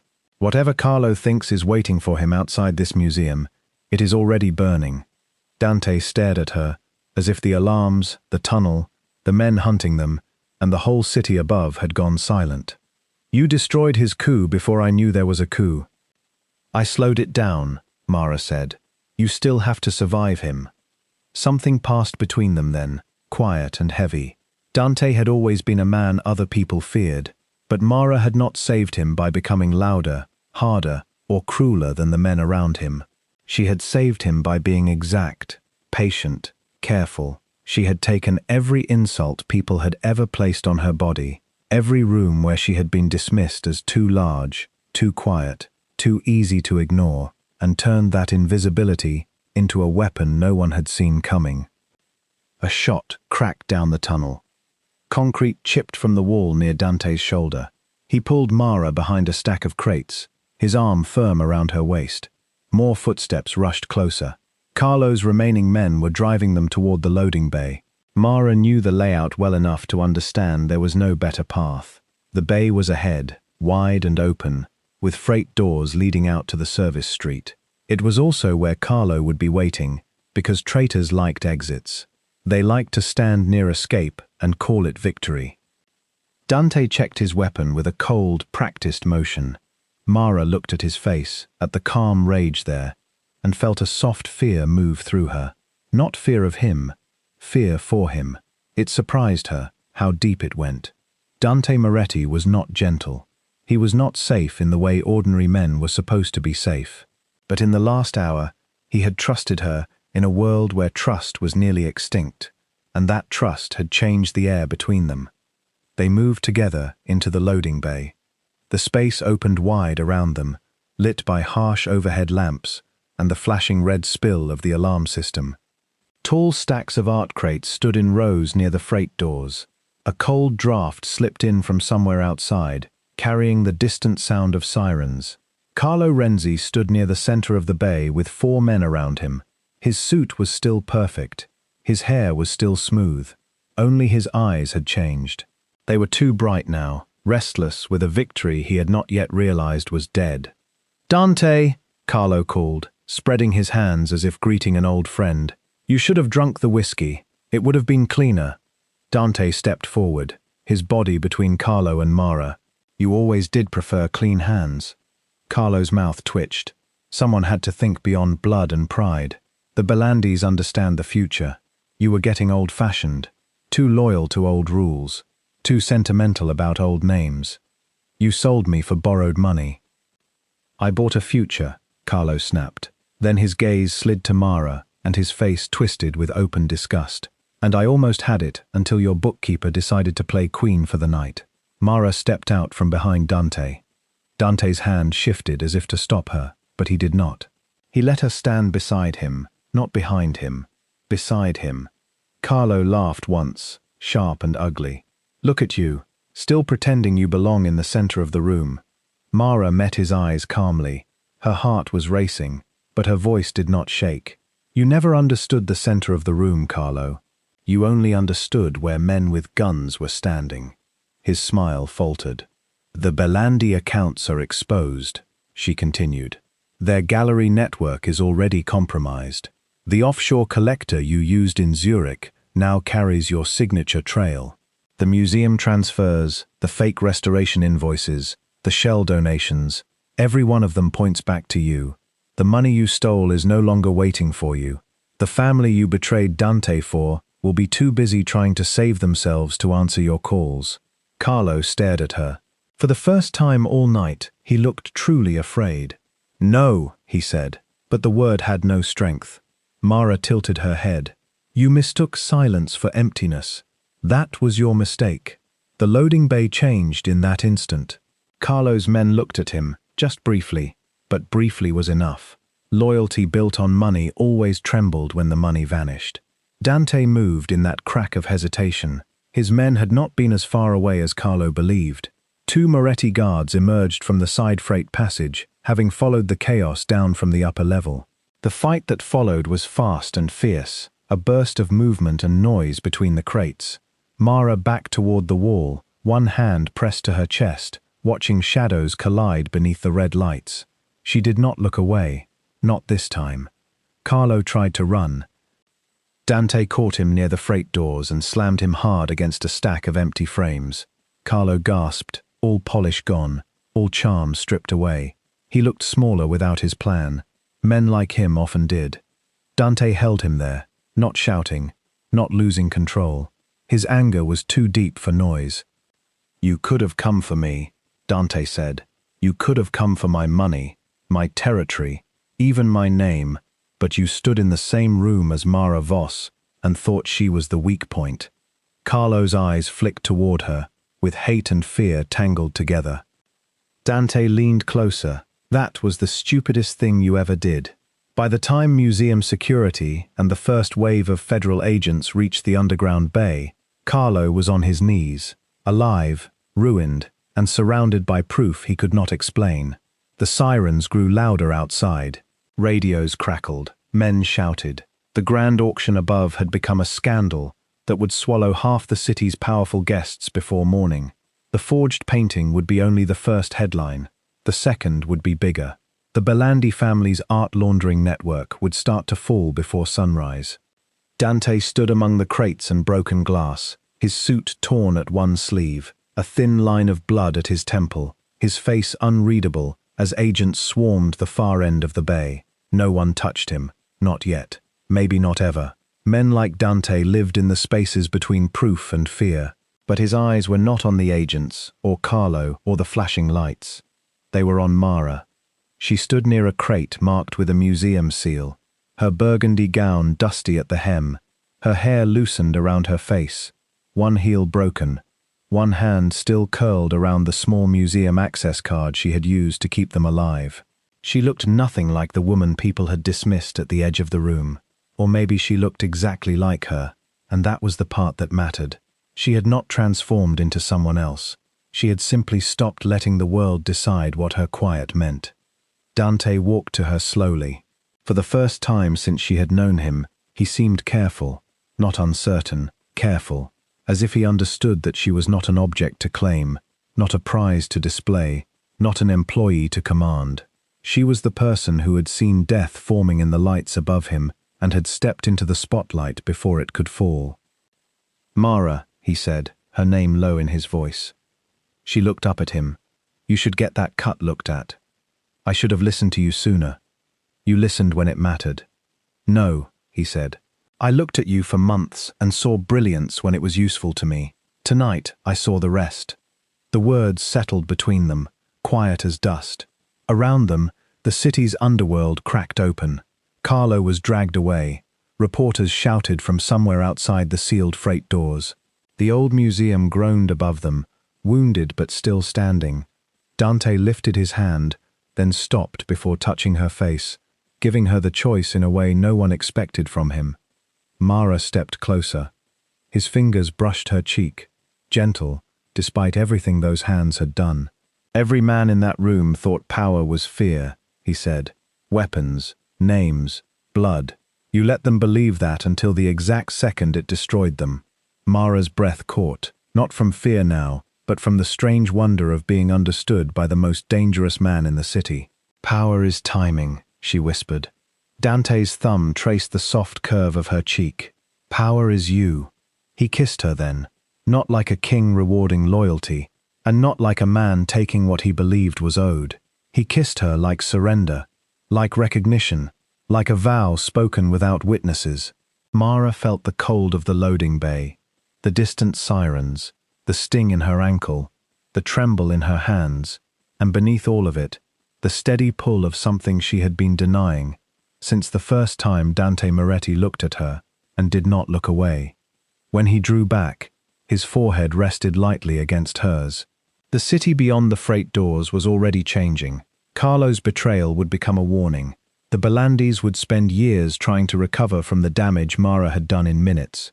The donors upstairs would return to their mansions and pretend they had never seen the underworld bleed through the marble. But Dante knew the truth, and so did Mara. The most dangerous person in the museum had never been the man with the gun, or the traitor with the perfect smile, or the king standing beneath the glass. It had been the fat woman at the edge of the room, the one everyone looked past, the one who saw every pattern before it became a grave. She had saved the king, broken the betrayal, and moved the whole board without raising her voice. By morning, New York would still fear Dante Moretti, but Dante would know better. New York had a queen now, and she had been watching all along. Poison did not always arrive with a skull on the bottle or a bitter taste on the tongue. Sometimes it hid beneath butter, garlic, and expensive white wine, tucked inside a perfect sauce meant for the most feared man in the city. Sometimes death wore a clean black vest, carried a silver tray, and smiled like a servant who belonged in the room. And sometimes the only person who could see it coming was the woman everyone had laughed at 5 minutes earlier. Beatrice Vale stood behind the swinging kitchen doors of Dante Moretti's mansion, her hands still dusted with flour, her heart beating so hard she could feel it in her throat. Across the grand dining room, beneath crystal chandeliers and soft golden light, Dante lifted his fork toward the dish she had prepared. Around him sat powerful men, polished women, and the family that had spent Beatrice's entire life making her feel too large, too clumsy, too embarrassing, and too easy to ignore. None of them smelled the danger. None of them saw the tiny shimmer in the sauce. None of them noticed the way the cream had separated just slightly at the edge of the plate. But Beatrice did. And in that breathless second before silver touched his mouth, she realized the night was not about an engagement party anymore. It was about whether she had the courage to save Dante Moretti for the second time. Long before she ever stepped into his mansion as a private chef, Beatrice had known what it felt like to be invisible in a crowded room. She was 29 years old, soft, round, and heavy in a way people always thought gave them permission to comment. Her mother called it concern. Her younger sister called it honesty. Her cousins called it a joke. But Beatrice had learned early that cruelty sounded the same, no matter how gently people dressed it. At family dinners, someone always watched her plate. At birthdays, someone always mentioned a diet. At weddings, someone always asked if she had tried walking more. And when Beatrice smiled through it, Because that was easier than fighting, they decided she was simple, kind, useful. The kind of woman who would cook, clean, arrange flowers, fix broken things, and never ask to be seen. But Beatrice was not simple. She had once spent long nights inside the humming back rooms of a chemical processing plant, wearing goggles and gloves, learning how substances changed when heated, mixed, diluted, or hidden under stronger smells. She knew the sharpness of solvents, the sweetness of certain toxins, the metallic bite of industrial cleaners, and the strange way some compounds clung to oil instead of water. She had not planned to work there forever. It had been a job she took when culinary school felt too expensive and her family told her dreams were for prettier girls. But Beatrice had paid attention. She always paid attention. While others rushed through safety labels and storage logs, she memorized reactions. While supervisors ignored small changes in color or texture, she noticed them. That skill had saved her once, and years ago, on a cold winter evening inside a private dining room in the city, it had saved Dante Moretti.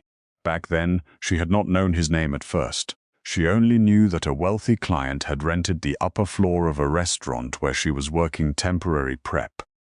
The kitchen had been nervous all night. Men with dark coats and quiet eyes stood near every exit. The head chef barked orders with a fear he tried to hide. Beatrice had been assigned to sources because nobody wanted her in view of the guests. It was always the same. Her food could impress people, but her body, they decided, should stay behind the wall. She remembered stirring a glossy reduction for the main course when something in the steam made her pause. It was faint, almost buried beneath wine and rosemary, but she caught it, a soft chemical sweetness that did not belong. She'd stopped the plate before it left the kitchen, grabbed it from a furious waiter, and forced the chef to smell it again. He yelled. The waiter cursed. Someone threatened to fire her. Then one of the men in dark coats took the plate away. And 10 minutes later, the whole building went silent. Beatrice never saw the client's face clearly. She only saw him from across the kitchen for half a second, tall, still, and frighteningly calm while his men dragged someone out through the back exit. The next morning, an envelope with $5,000 appeared in her locker. No note, no name, just cash. She used it to finally leave the plant behind and start training as a chef for real. Years passed, but Beatrice never forgot that night.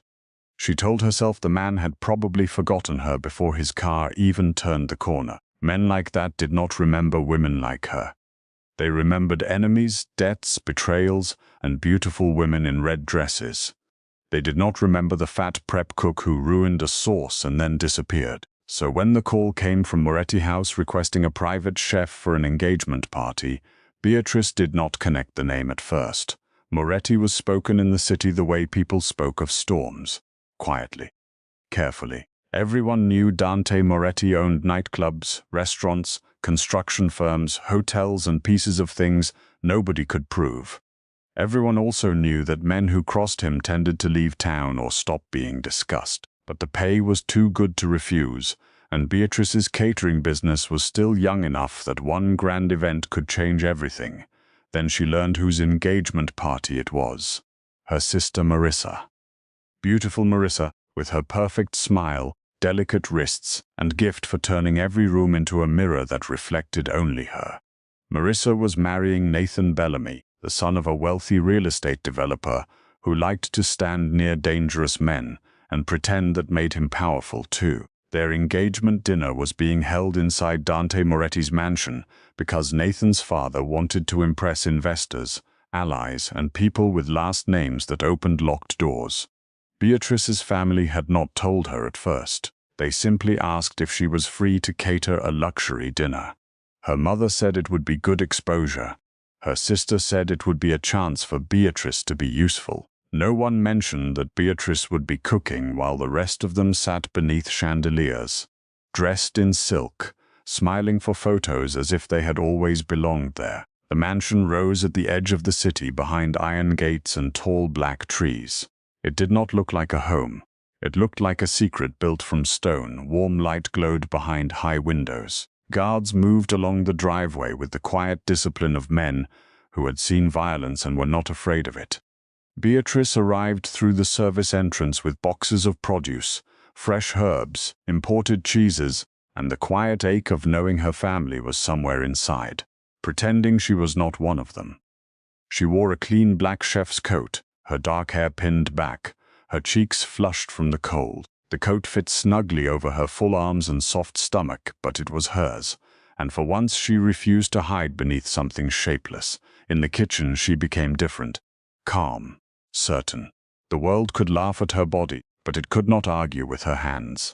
Her hands knew how to fold butter into dough, how to balance salt against acid, how to coax sweetness from onions, how to turn simple food into memory. The staff watched her with polite doubt at first. They saw her size before they saw her skill. Beatrice felt it, the quick glance, the silent question, the low expectations. But by the time the first course was plated, nobody doubted her anymore. The kitchen smelled of roasted garlic, lemon-browned butter, and fresh bread. Her soup went out smooth as velvet. Her handmade pasta held its shape perfectly. Her fish came back with plates wiped clean. Even the head of house, a severe older woman named Elena, studied one empty dish and gave Beatrice a small nod that felt like a medal. For a little while, hidden in the heat of the kitchen, Beatrice almost forgot the ache waiting beyond the swinging doors. Then her mother came in. Lorraine Vale swept into the kitchen, wearing silver satin and disappointment. She looked around as if the copper pans and polished counters were proof that Beatrice had accepted her proper place in life. Behind her came Marissa, glowing in pale pink, her engagement ring flashing under the kitchen lights. Beatrice's younger sister looked beautiful, of course. She always did. Soft curls, perfect makeup, a waist their mother loved to praise, and the kind of fragile prettiness that made strangers want to protect her. Marissa wrinkled her nose at the steam rising from the stove and smiled at Beatrice with that familiar sweetness that always hid a blade. "There you are," Marissa said, as if Beatrice had been missing instead of working. "Everyone is asking who made the food. I told them it was just a small catering team." Beatrice kept stirring the sauce. "It is my catering team." Her mother gave a tight laugh. "Don't be sensitive tonight, Bea. This is Marissa's evening. We cannot have drama." Drama. That was what they called it whenever Beatrice had a feeling. Drama when she cried. Drama when she asked not to be mocked. Drama when she said she was tired of being treated like an unpaid servant with a bank account and a stove. She lowered the heat beneath the pan and turned around slowly. "I'm doing the job you asked me to do, and we appreciate it," Lorraine said, though her eyes moved over Beatrice's body with the old familiar sigh. "But please stay in the kitchen as much as possible. Nathan's family has very refined guests tonight. You know how people can be." Beatrice felt the words land deep, but she did not let them show. "How can people be, Mom?" Marissa stepped forward quickly, smiling as if she were being kind. "She means people judge, and you know this crowd. They care about image. You're amazing with food, Bah. Really. But maybe don't come out unless someone asks for the chef, and if they do, just keep it quick." For a moment the kitchen sounds faded, the clatter of pans, the hiss of steam, the distant music from the dining room. All of it dropped behind the slow pulse in Beatrice's ears. She looked at her sister, then at her mother, and wondered how many times a heart could break over the same wound before it stopped making noise. She wanted to say she belonged at that dinner more than half the guests. She wanted to say her work was the reason the evening felt elegant at all.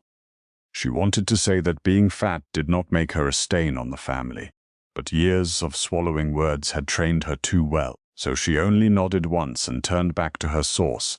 Lorraine seemed relieved. Marissa touched her shoulder lightly, the way someone might touch a chair they were about to move. "Thank you, and please don't make that face. You know we love you." They left before Beatrice could answer. The next hour passed in a rhythm of plates and orders. Through the narrow gap of the swinging doors, Beatrice saw pieces of the world she had been asked not to enter. Her father laughing too loudly with Nathan's parents, her mother lifting a champagne glass, Marissa leaning into her fiancé while guests admired the ring, and at the head of the long dining table sat Dante Moretti. Beatrice saw him clearly for the first time when Elena asked her to check the timing on the main course. He was dressed in a black suit that looked simple until the light touched it and revealed its perfection. He did not speak much. He did not need to. The room bent around him anyway. Men leaned closer when he talked. Women watched him when they thought no one noticed. Nathan's father laughed too eagerly at every quiet remark. Dante had the stillness of a man who had survived things other people were too afraid to imagine. But it was not his power that made Beatrice's breath catch. It was the strange pull of recognition in her chest, the memory of a winter dining room, a poisoned sauce and an envelope in a locker. It was him. Of course it was him. She stepped back from the door, pressing one hand to her stomach. Dante Moretti was the man she had saved years ago, the man who had unknowingly paid for the beginning of her real life, the man who had never seen her face long enough to remember it. For one foolish second, Beatrice let herself wonder what would happen if he did. Then she almost laughed at herself. A man like Dante did not carry soft memories of kitchen girls. He carried scars, warnings, and names written in blood. Near the dining room entrance, a new guest arrived with two men at his back. The air changed before anyone introduced him. Beatrice felt it from the kitchen. The way conversation softened, the way Dante's guards shifted slightly, the way Elena's face tightened. The man was older than Dante, silver-haired and smooth, with a warm smile that did not reach his eyes. He embraced Nathan's father like an old friend and lifted his glass toward Dante with practiced respect. "Who is that?" Beatrice asked quietly. Elena did not look away from the dining room. "Victor Sorrento." He smiles before he cuts. The name meant nothing to Beatrice, but the warning in Elena's voice did. Victor crossed the room with easy charm, greeting guests, kissing hands, laughing softly. Yet every movement felt measured, too measured. Beatrice had worked enough private events to know the difference between confident performance. Victor was performing for everyone except Dante. With Dante, his smile became careful. At the same time, a young server Beatrice did not recognize entered the kitchen carrying a stack of clean plates. He wore the same black uniform as the rest of the event staff, but something about him was wrong. His shoes were too new. His sleeves sat too stiff on his arms. He did not ask where anything belonged. He moved as if he had memorized the room instead of worked in it. When his gaze passed over Beatrice, it did not dismiss her the way most people did. It measured her, quickly. Then he looked away. A small unease opened inside her. Beatrice told herself she was tired. Her family had upset her. Dante's presence had shaken loose an old memory. Not every strange man in a mansion was dangerous, even if the mansion belonged to Dante Moretti. Still, she watched the server when she could. She saw him near the wine station, then near the silverware, then beside the service cart for the main course, where Dante's plate waited beneath a silver dome. The main dish was Beatrice's proudest work of the night, slow-roasted sea bass with saffron cream, fennel, and a delicate herb oil that had taken her 3 tries to perfect. Each plate had been finished by her own hand. She knew the sauce. She knew its color, its shine, its smell. But when she lifted Dante's dome for one final check, the world narrowed. Something was wrong. The surface of the saffron cream had changed, just slightly. The shine was thinner near the edge, almost glassy. The scent beneath the fennel was not strong. It was not obvious. It hid under butter and wine like a whisper under music. But Beatrice smelled it, and suddenly she was back in a different kitchen years ago, holding another plate, while people yelled around her. Her fingers went cold. The strange server appeared beside her. "That one is ready," looked at him. His face was calm. Too calm. "No," she said softly. "It isn't." His eyes changed, only for a second, but she saw it. The mask slipped, and behind it was not confusion or irritation. It was calculation. Beatrice reached for the plate, but the server moved first, sliding it onto the tray with smooth, practiced speed. "I'll take it out," he said. Beatrice grabbed the edge of the tray. I said no. The kitchen seemed to pause around them. The server leaned closer, his voice barely above a breath. "Let go." Fear moved through Beatrice, cold and sharp, but beneath it came something stronger. Anger. All her life, people had mistaken her softness for weakness. They saw her body and thought she would move aside. They heard her quiet voice and thought she would obey. This man had made the same mistake. Before she could pull the tray back, Marissa appeared in the kitchen doorway with a bright, embarrassed smile. "Bae, what are you doing? Everyone is waiting." "There's something wrong with Dante's plate," Beatrice said. Marissa's smile froze. Behind her, Lorraine appeared, already horrified by the possibility of attention. "Not now," her mother whispered. "Do not embarrass us." The server slipped the tray free while Beatrice's family crowded the doorway. Beatrice turned, panic rising as he walked into the dining room with Dante's poisoned dish balanced perfectly in his hands. The room beyond the doors glittered with candlelight, laughter, diamonds, and danger. Dante Moretti sat at the head of the table, unaware that death was moving toward him beneath a silver dome. Beatrice did not think. She pushed past her sister, past her mother, past every old voice that had ever told her to stay hidden, and stepped into the dining room. Every head turned. Her family's shame hit her like heat. Guests stared at her chef's coat, her flushed face, her large body, her hands still stained with saffron. Someone laughed softly, someone whispered. Marissa hissed her name, but Beatrice barely heard it. She saw only the plate being set in front of Dante. She saw Victor Sorrento watching from across the table with a smile as thin as a knife. She saw Dante pick up his fork, and Beatrice Vale, the woman everyone thought was too useless to belong in the room, opened her mouth and spoke with every ounce of courage she had left. "Don't eat that." For one long second, Beatrice's warning seemed to float above the table like smoke from a candle. Dante Moretti's fork stopped halfway to his mouth. The dining room went silent, not because anyone believed her, but because no one knew what to do when the fat chef from the kitchen stepped into the light and gave an order to the most feared man in the city. Beatrice felt every stare land on her body. She felt her mother's horror, her sister's shame, Nathan's confusion, and the cold amusement of guests who thought a woman like her had forgotten her place. The server stood beside Dante's chair with his hand still near the plate, his face blank, but Beatrice saw the tiny tightening at the corner of his mouth.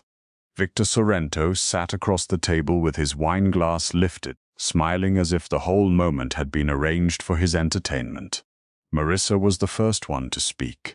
Her voice came out soft and sharp at the same time, the way it always did when she wanted to sound kind in public and cruel in private. "Bae, please don't do this right now." She pushed her chair back and gave the guests an embarrassed smile. "I'm so sorry. My sister gets nervous around important people." A few people laughed under their breath. Beatrice's cheeks burned, but she did not move. Her eyes stayed locked on Dante's plate. The sauce looked beautiful to anyone else. Pale gold, smooth, expensive, touched with green oil and fennel. But she saw the break in the cream. She saw how the shine gathered strangely near the edge. She smelled the soft chemical sweetness under the butter.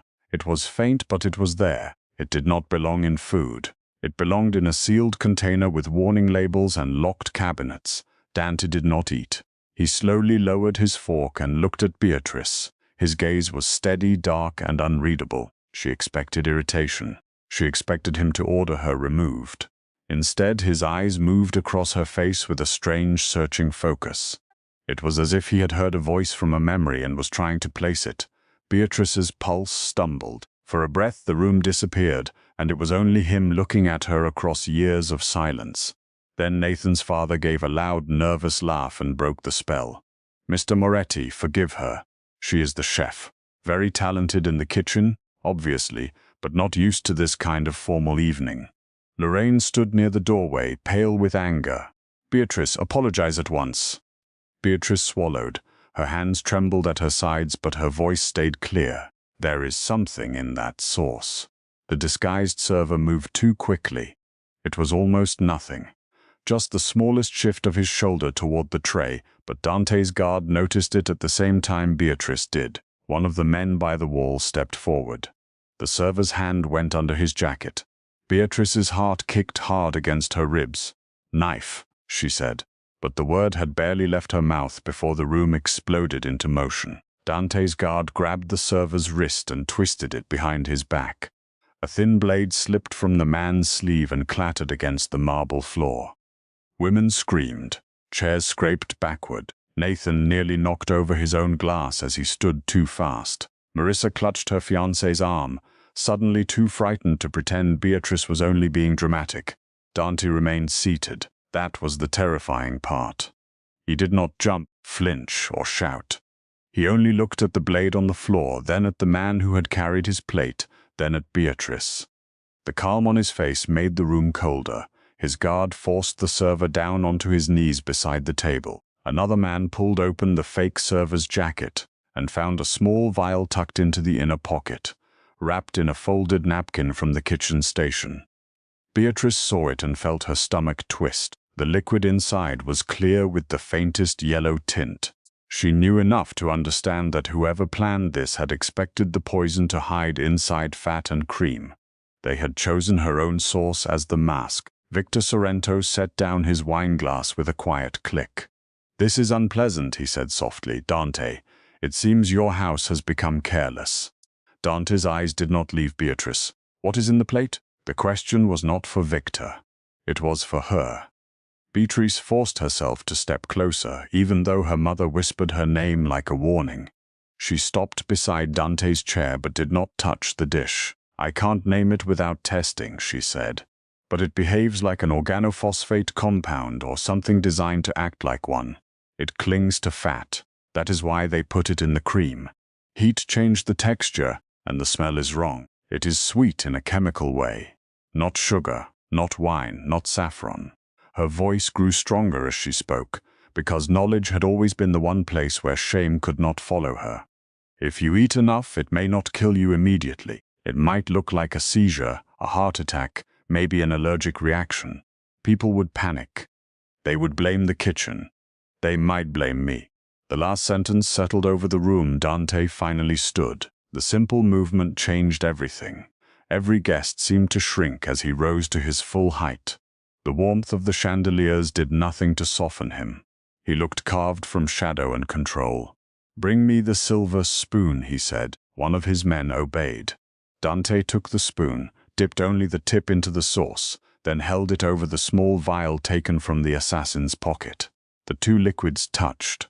A faint cloudy thread spread through the cream almost instantly, thin and gray, like smoke trapped under glass. Beatrice heard Elena gasp behind her. Dante watched the reaction for a moment, then set the spoon down. The room went deathly quiet. Dante turned to the man on his knees. "Who sent you?" The assassin said nothing.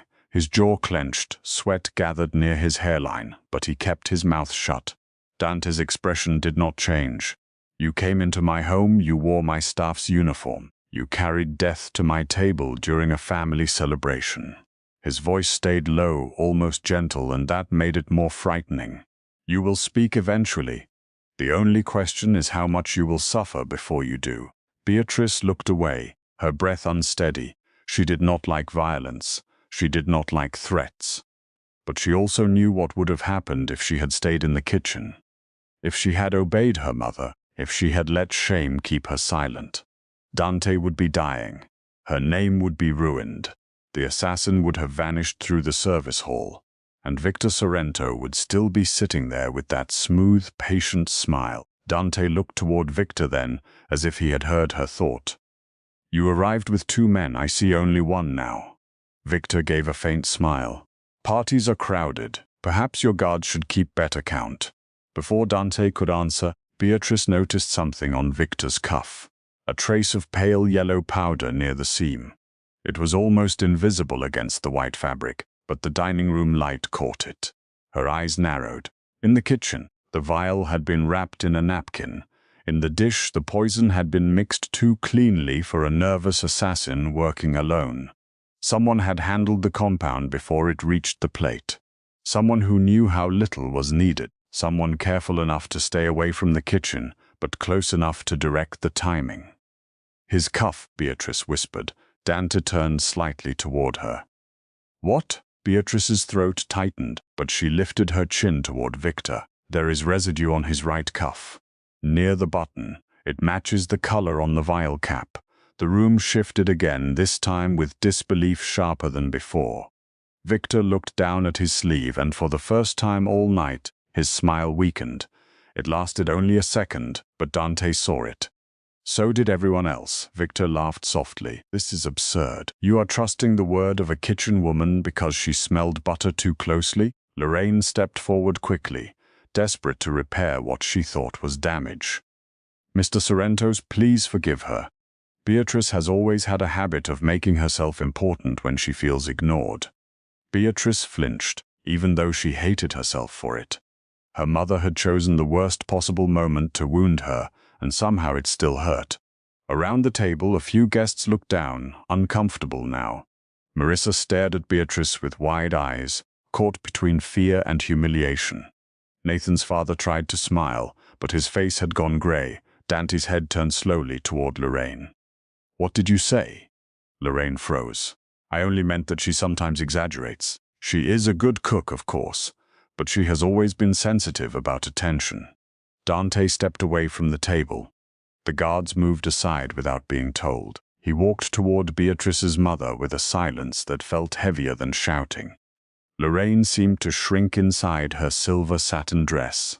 Dante stopped in front of her and spoke so softly that everyone leaned in to hear. Your daughter just stopped me from eating poison in my own home. She exposed a hidden blade, a false servant, and a man who came here pretending friendship while carrying murder on his sleeve. And your first instinct was to shame her. Lorraine's mouth opened, but no sound came. Dante looked at Marissa next, then at Beatrice's father, then at every relative seated near the center of the table. Is this how you treat her? No one answered. Beatrice wished the floor would open beneath her. Not because she was guilty, but because being defended in front of her family felt almost more painful than being mocked. She had spent so many years surviving their small cuts that seeing them named out loud made the wounds feel fresh again. It's fine, she whispered. I'm used to it. Dante turned back to her and something dark moved through his face. Not anger at her, anger for her. You should not have had to become used to it. The words were simple, but they struck Beatrice deeper than any compliment could have. Her eyes burned. She looked away before the tears could fall. Victor pushed back from the table. This sentimental little performance is touching, Dante, but you are making an enemy of the wrong man. Dante smiled then, but there was no warmth in it. No, Victor, I am finally looking at the right one. The guards moved at once. Victor's remaining man reached for his weapon, but Dante's people were faster. The dining room filled with the hard sound of bodies being seized, weapons being taken, orders being carried out in quiet voices. No wild gunfire, no chaos, just control. Victor was forced to his feet, his expensive mask finally cracking, as Dante's men found a second vial hidden inside his jacket lining and a small transmitter taped beneath his watch. The assassin on the floor lowered his head. That single movement told the room everything. Victor's eyes burned with hatred. You think she saved you? She has made herself a target. You cannot watch her forever. Dante stepped close to him. I do not need forever to end you. Beatrice's breath caught. Dante gave one small nod and Victor was taken from the room with the assassin. Their footsteps faded down the hall, swallowed by the mansion's long stone corridors. The guests sat frozen in the aftermath, surrounded by cooling food, spilled wine, and the terrible understanding that they had come to celebrate an engagement, and nearly witnessed an execution by poison. Dante turned back to Beatrice. The danger in him softened, not into weakness, but into something focused and almost reverent. Beatrice Vale, he said, as if tasting the name after years of keeping it in silence. She stared at him. You know my name? I have known your name for 6 years. The room seemed to tilt. Beatrice blinked. That's not possible. Dante took one step closer. A winter dinner. A private room above a restaurant. Rosemary wine reduction. A plate you refused to let leave the kitchen even while everyone shouted at you. His eyes held hers. You saved my life that night. A soft sound moved through the guests. Marissa covered her mouth. Lorraine looked as if someone had pulled the world out from under her. Beatrice could barely breathe. You remember? Dante's voice dropped. I remember everything. I remember the way you stood between me and death without knowing who I was. I remember trying to find you afterward. By the time my men learned your full name, you had left the restaurant and the chemical plant. I sent the money because it was the only way I could thank you without dragging you into my world." He paused, and for the first time the most feared man in the city looked almost regretful. "I told myself leaving you alone was mercy." Beatrice's heart twisted. The envelope, the cash, the new life she had built from it. All these years she had imagined a faceless thank you from some unknown rich man. She had never imagined Dante Moretti had remembered her, searched for her, protected her from a distance by staying away. Her mother whispered, "Bae, why didn't you tell us?" Beatrice slowly turned. The question was almost funny, almost cruel enough to make her laugh. "Would you have believed me?" Lorraine looked down, Marissa's eyes filled with tears, but Beatrice could not tell if they came from guilt, fear, or the sudden understanding that the sister she had hidden in the kitchen was the only reason the evening had not become a funeral. Dante faced the room. "Let every person here understand something clearly. Beatrice Vale is not kitchen help to be mocked. She is not an embarrassment. She is not a family joke. She is the woman who saw what trained men missed. She is the woman who saved my life twice." His voice hardened. "From this moment forward, anyone who disrespects her disrespects me." The words landed like a seal pressed into hot wax.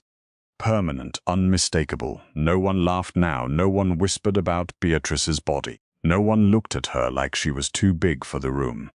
For the first time in her life, her family saw her standing beneath bright light, not as something to hide, but as someone powerful enough to change the fate of everyone around her. Nathan's father stood shakily. "Mr. Moretti, perhaps we should continue the dinner somewhere else while your staff handles the matter." Dante looked at him with cold disbelief. "The dinner is over." Marissa made a small, broken sound, "but our engagement announcement," Dante's gaze moved to her, "was hosted in my home, catered by your sister's hands, and nearly used as cover for my murder. I suggest gratitude before complaint." Marissa lowered her head. Beatrice should have felt satisfaction. She had dreamed of this small, ashamed ways. She had imagined her family finally being forced to see her, finally realizing she was not useless, finally hearing someone powerful say what she had never been able to make them believe. But now that it was happening, all she felt was tired. The kind of tired that came from carrying too much for too long. Dan seemed to notice. He stepped close enough that his voice became only for her. "Are you hurt?" The tenderness in the question nearly broke her. "No," she whispered. "Just shaken. You were brave." "I was terrified. Bravery usually is." She looked up at him, and for the first time she allowed herself to really see the man, not the legend, not the crime boss, not the shadow people feared. She saw the man who remembered a kitchen girl, the man who had stayed away because he thought distance was protection, the man who had lowered his fork because she told him to. "What happens now?" she asked. Danton's eyes moved briefly toward the doorway where Victor had been taken. "Now I clean my house. I find every hand Victor paid, every guard he studied, every route he touched, and then I make sure he never reaches for what is mine again." Beatrice stiffened slightly. "What is yours?" His gaze returned to her, steady and intense. "Your safety, your dignity, your peace. Anything more than that you will decide for yourself." The answer surprised her. She had expected possession, a command, a dark promise wrapped in control. Instead, Dante gave her something no one in her family ever had. Choice behind them. Lorraine began to cry quietly. "Beatrice, sweetheart, I'm sorry. I didn't know." Beatrice turned, and the old version of herself wanted to comfort her mother. It rose automatically, that trained need to smooth things over, to make everyone else feel better, to forgive before anyone truly understood what they had done. But something had changed when she stepped into the dining room and told Dante not to eat. Maybe courage, once used, did not go back into hiding so easily. "You didn't know because you never asked," Beatrice said softly. "You never wanted to know who I was outside of what you could criticize or use." Lorraine covered her mouth. Marissa took a step forward. "Bae, please, I never meant to make you feel." "Yes," Beatrice said, her voice quiet but firm. "You did. All of you did. Maybe not every time, maybe not every word, but enough that I'd learned to stand in kitchens while my own family celebrated without me." No one answered. There was nothing to say. Dante signaled to Elena, who immediately began guiding the guests out with calm authority. One by one, the room emptied. Nathan's family left pale and silent. Marissa looked back at Beatrice once, but Beatrice did not move toward her. Lorraine reached as if to touch her daughter's arm, then stopped herself. For once, she seemed to understand that comfort was not something she could demand. When the last guest was gone, the mansion grew quiet. The long dining room looked almost dreamlike now, with half-burned candles, abandoned flowers, and plates no one would finish.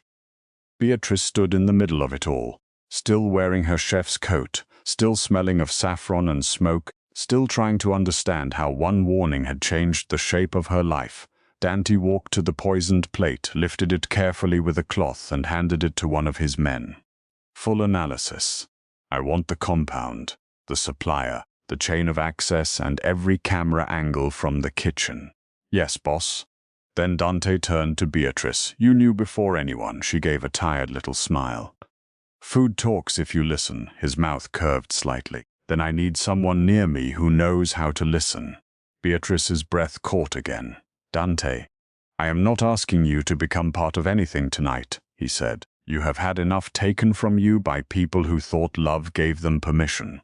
I will not add myself to that list.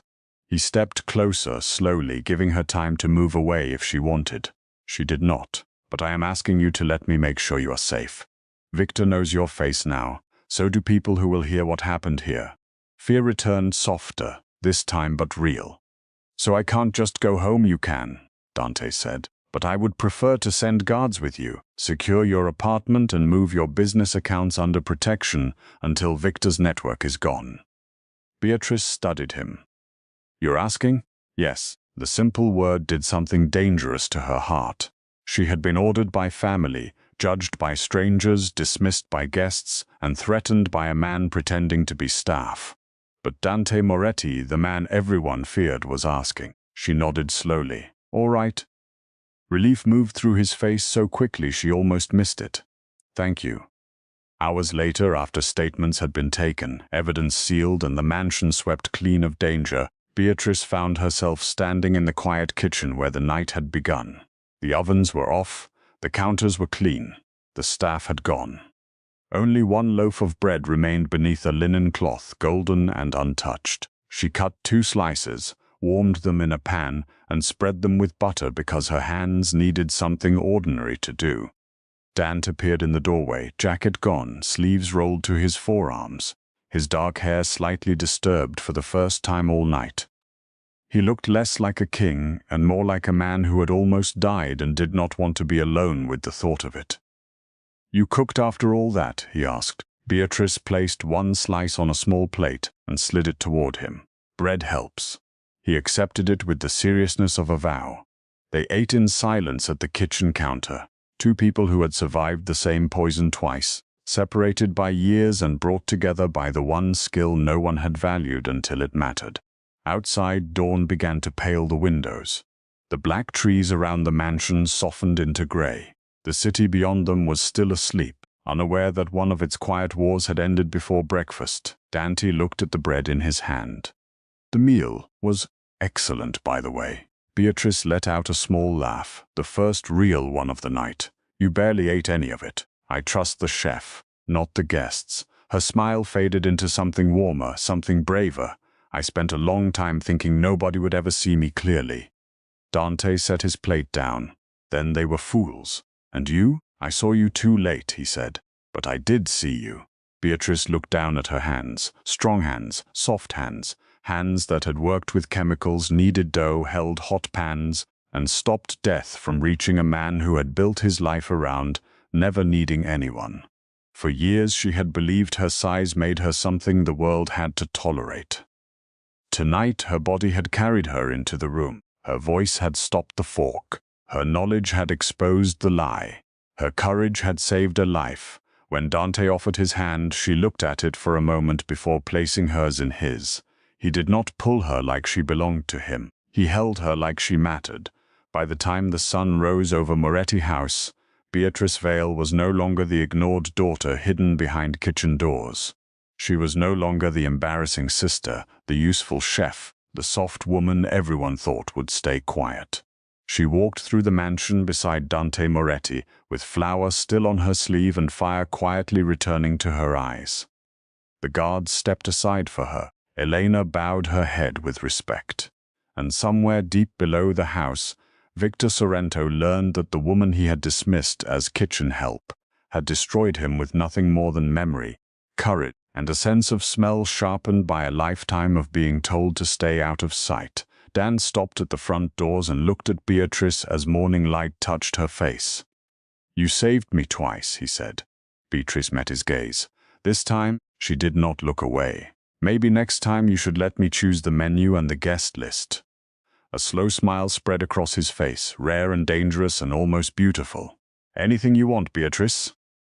She smiled back, not shyly, not nervously, but with the calm strength of a woman who had finally stepped into the room and found it smaller than her courage. The world had called her too much for too long, too big, too emotional, too ordinary, too easy to forget. But Dante Moretti knew the truth now, and so did everyone who had watched her stand between him and death. Beatrice Vale was not too much. She was exactly enough to save a king. And from that morning forward, she would never stand behind the kitchen doors, waiting to be invited into her own life again.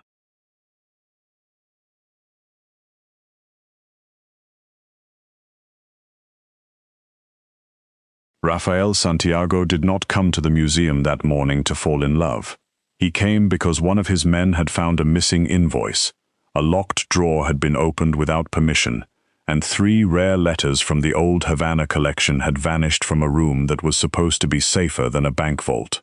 By sunrise, half the board was already whispering that the chief archivist had done it.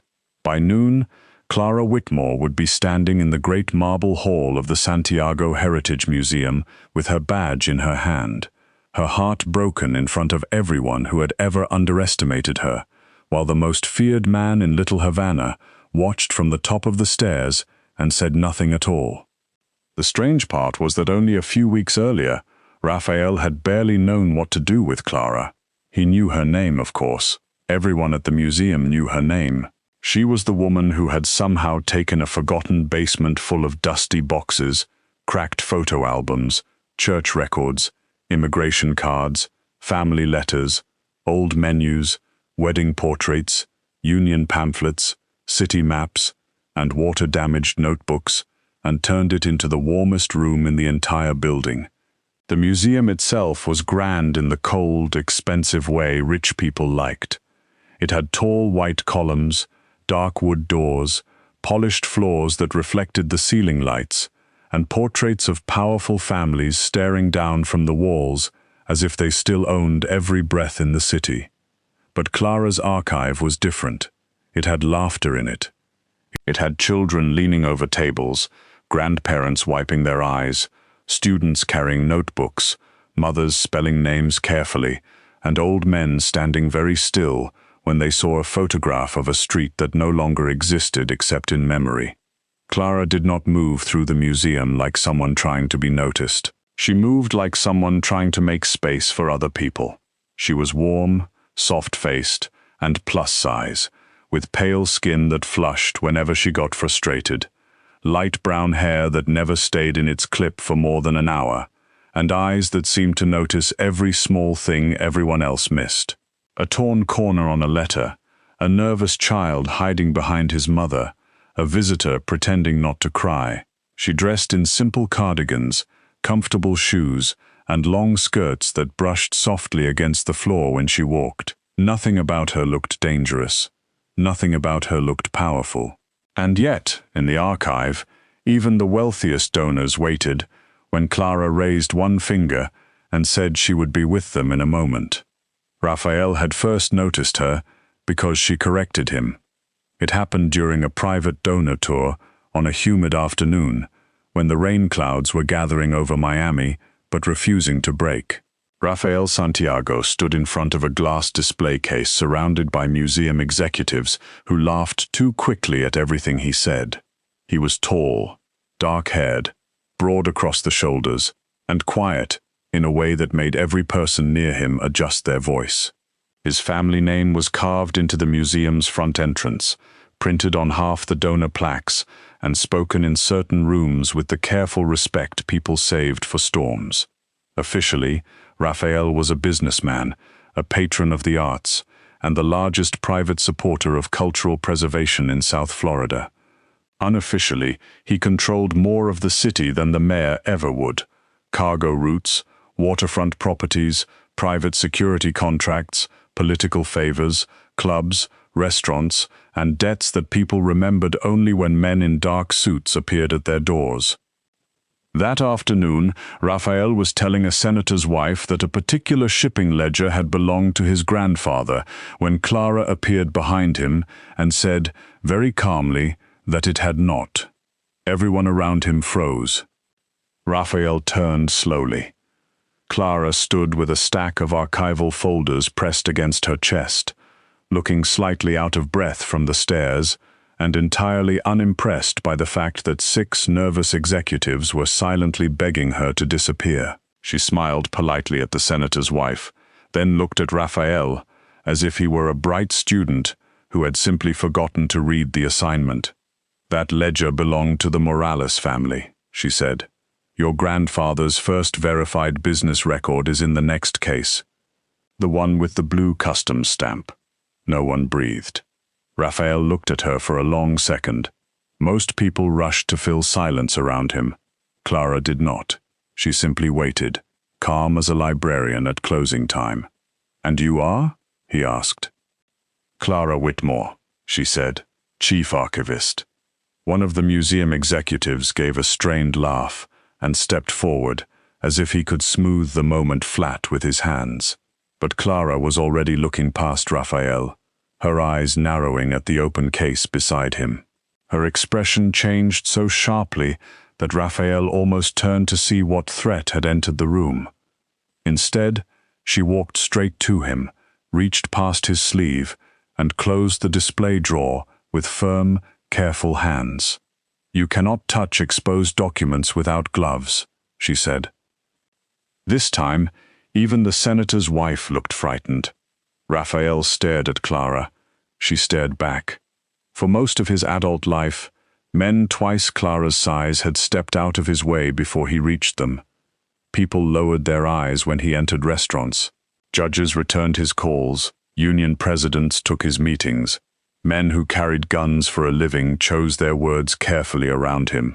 But this woman, with a loose strand of hair stuck to her cheek and a paper cut on her thumb, had just scolded him in front of half the museum because he had touched an old document wrong.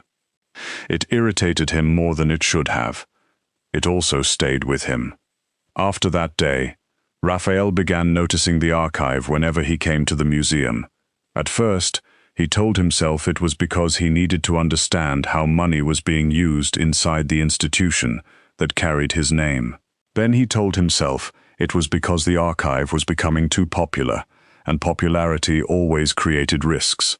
But the truth was simpler and harder to admit. He was curious about Clara Whitmore. She treated everyone the same. That was the thing Raphael could not understand. When a billionaire donor arrived wearing a watch worth more than most people's houses, Clara offered him the same patient smile she gave to the elderly woman who came in with a plastic grocery bag full of faded letters from her mother. When a group of schoolchildren spilled into the archive with loud voices and sticky fingers, Clara did not chase them away. She sat them down, gave them pencils, and showed them how to read a city map from the year their grandparents were born. When a newly arrived family came searching for a record of a great-uncle who had worked in the harbor, Clara stayed late to help them. She did not rush them when their English broke. She did not make them feel small for not knowing which forms to ask for. She pulled box after box until the father found a name, touched it with trembling fingers, and covered his mouth like history had reached across the table and taken his hand. Raphael watched from doorways more than once. He told himself he was checking security. Clara noticed him every time. "You can come in," she said one evening without looking up from a stack of photographs. Lurking makes the volunteers nervous. One of Raphael's guards stiffened at the word lurking. Raphael only stepped inside. "I do not lurk," he said. Clara glanced over the top of her glasses. "Of course not. You quietly intimidate from a distance." The volunteer beside her nearly dropped a folder. Raphael should have disliked her for that. Instead, he found himself almost smiling, which was so unfamiliar that he turned away before anyone saw it. Not everyone found Clara charming. Victor Salazar certainly did not. Victor was the museum's head curator, and he moved through the building like a man who believed culture belonged in locked rooms. He was elegant, handsome in a thin and polished way, always wearing tailored suits, dark cologne, and a silver watch he checked whenever ordinary people spoke too long. He believed the museum should be a place of prestige, quiet galleries, select guests, wealthy patrons, donor dinners with wine glasses and soft applause. He liked history when it had been cleaned, framed, priced, and placed behind glass. Clara made history messy. She let neighborhood families bring in shoeboxes of old photographs. She hosted weekend workshops where children sat on the floor and asked loud questions. She invited retired dock workers, former seamstresses, church secretaries, bus drivers, fruit sellers, teachers, and barbers to record their memories. She had filled the archive with voices Victor did not consider important. Worse than that, people loved her for it. Reporters began asking for Clara, not Victor. Community leaders called her directly. Teachers wrote thank you notes addressed to her office. Donors who once only attended black tie events began mentioning the archive at board meetings. Victor smiled whenever Clara entered a room, but the smile never reached his eyes. "My dear Clara," he said one afternoon while she was carrying a box of donated letters through the hall, "you have once again turned the archive into a train station." Clara shifted the box against her hip. "Thank you. Train stations are useful. People actually go somewhere from them." Victor's smile tightened. "Museums require order. So do cemeteries," Clara said gently, "but I prefer living things."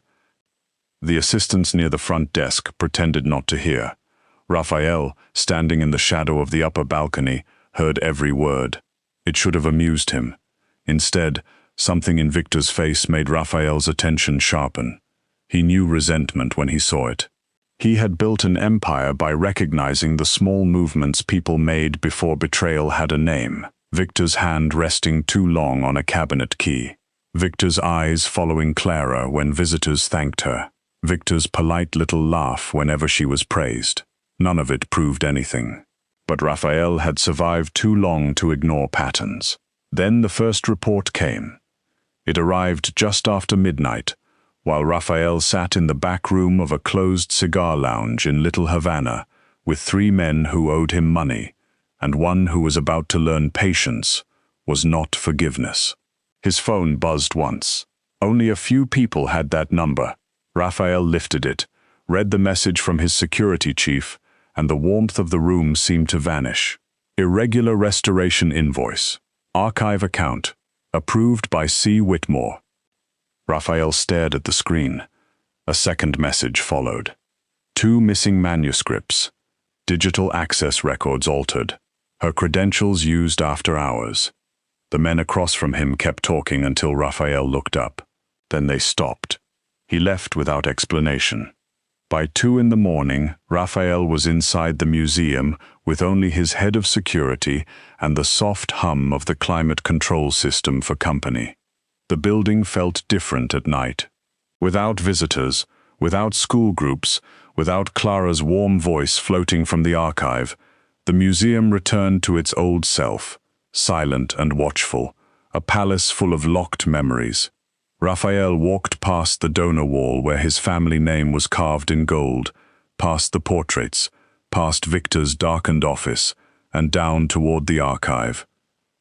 The evidence was neat, too neat. Clara's login appeared on the transaction files. Clara's approval code had been attached to the restoration invoices. Clara's access badge had opened the manuscript room on nights when missing items were last recorded. A careless thief left confusion behind. This looked like a story written for someone else to read. Raphael did not believe it. He stood in Clara's office, a small, crowded room behind the archive, and looked at the life she had built there. There were thank you drawings from children taped to the wall, a chipped mug full of pencils, a half-eaten granola bar beside a stack of grant applications, a sweater draped over the chair, 3 handwritten notes reminding her to call families about records she had found. On the corner of her desk sat a photograph of Clara, surrounded by neighborhood children in front of a faded blue bookmobile. She was laughing in the picture, one hand pressed to her chest, her face bright in a way Raphael had never seen when she looked at him. No, he thought. Not Clara. But by dawn, the situation had grown worse. His investigators found signs that someone had followed Clara home more than once. A dark sedan seen outside her apartment building, a man asking questions at the corner market, a search attempt on her building's maintenance records. Whoever had framed her had not stopped at paperwork. They were circling closer. Raphael stood at the museum's highest window and watched the morning sun spread pale gold over Miami. Below him, traffic moved along the street, palm trees stirred in the humid breeze, and the city looked almost gentle from above. He thought of Clara, correcting him in front of donors, Clara telling a frightened child that old names mattered, Clara lifting forgotten people out of boxes and giving them back to their families. He thought of the forged records, the missing documents, the car outside her building, and the way violence always moved toward the innocent first. By the time the board inspection began, Raphael had made his decision. It was brutal. It was unfair. It was the kind of decision a man like him made when he believed fear could do the work of honesty. If Clara stayed at the museum, the person hunting her would keep reaching. If she was publicly cut off, humiliated, and removed from the archive, maybe the danger would shift away from her. Maybe whoever was behind this would relax. Maybe Raphael could find the truth before Clara became another name in a file he could not repair. He told himself this was protection. Deep down, where he rarely allowed truth to speak, he knew it was also control. The inspection took place in the main hall beneath the high-painted ceiling. Board members stood in small, polished groups. Donors murmured. Victor Salazar moved among them with his smooth smile and folded hands, looking every inch the cultured man he wanted the world to trust. Clara arrived carrying a stack of folders, slightly flushed from hurrying, her hair already escaping its clip. She smiled at one of her assistants, whispered something that made the young woman laugh, and then looked up. She saw Raphael on the stairs. Something in his face made her smile fade. The hall quieted before he spoke. It always did. Clara Whitmore, Raphael said. Her shoulders straightened. Mr. Santiago? The use of his formal name should not have cut him. It did. Your services are no longer required at this museum. For a moment, no one moved.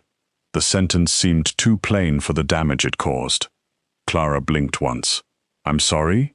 You are dismissed, Raphael said. The folders in her arms shifted. One slid slightly, and she caught it against her chest. Around them, people stared. Victor lowered his eyes, but Raphael saw the brief shine of satisfaction pass across his face, like a match struck in a dark room. Clara looked at Raphael, waiting for more. An explanation, an accusation, a reason she could answer. Raphael gave her nothing, because if he gave her even one piece of the truth, she would ask questions, and if she asked questions, she would step closer to danger instead of away from it. What am I being accused of? She asked quietly. Raphael's jaw tightened. This is not a discussion. Something changed in her then. The hurt did not leave her face, but it settled behind her eyes, deep and steady. She understood, perhaps, that he was not going to let her defend herself. She understood that every person in that hall was watching to see whether she would break. She did not. Clara set the folders carefully on the nearest table. She removed the museum identification badge from the cardigan over her heart. Her fingers trembled only once, and then became still. "I hope the archive remains open to the families who need it," she said. No one answered. She turned to her assistants, who were standing frozen near the doorway with tears in their eyes. "Keep the oral history forms in the blue cabinet," Clara said softly, "and please call Mrs. Alvarez about her father's dock worker record. It came in yesterday." One assistant covered her mouth. Only then did Clara place her badge on top of the folders. She looked back at Raphael, and the expression on her face was not fear. It was not anger either. It was worse. It was disappointment. "Goodbye, Mr. Santiago," she said. Then Clara Whitmore walked out of the Santiago Heritage Museum with her head held high, leaving behind the archive she had loved, the people she had helped, and a man powerful enough to protect her from almost anything except the wound he had just given her himself. Raphael remained on the stairs long after the doors closed behind her. The board began whispering. Victor began speaking softly to donors, already smoothing the story into something useful. The museum returned to movement, but Raphael heard none of it clearly. He watched the place where Clara had disappeared and felt, for the first time in many years, that he had won exactly the wrong battle. That evening, rain came hard over Miami. It swept down the museum steps, blurred the city lights, and turned the streets silver beneath the passing cars. Clara sat alone in her small apartment with a cardboard box at her feet, still wearing the same cardigan from the inspection. Inside the box were the few things she had been allowed to take from her office: her mug, her pencils, a photo from a children's workshop, a stack of thank you cards tied with ribbon. She picked up one card from a little boy who had written in careful crooked letters that Miss Clara helped him find his grandma's street. That was when she finally cried. Not loudly, not dramatically, just a quiet folding inward, one hand pressed over her mouth, as if she could hold the grief there and keep it from filling the room. She had not lost only a job. She had lost a place where forgotten people came to be remembered.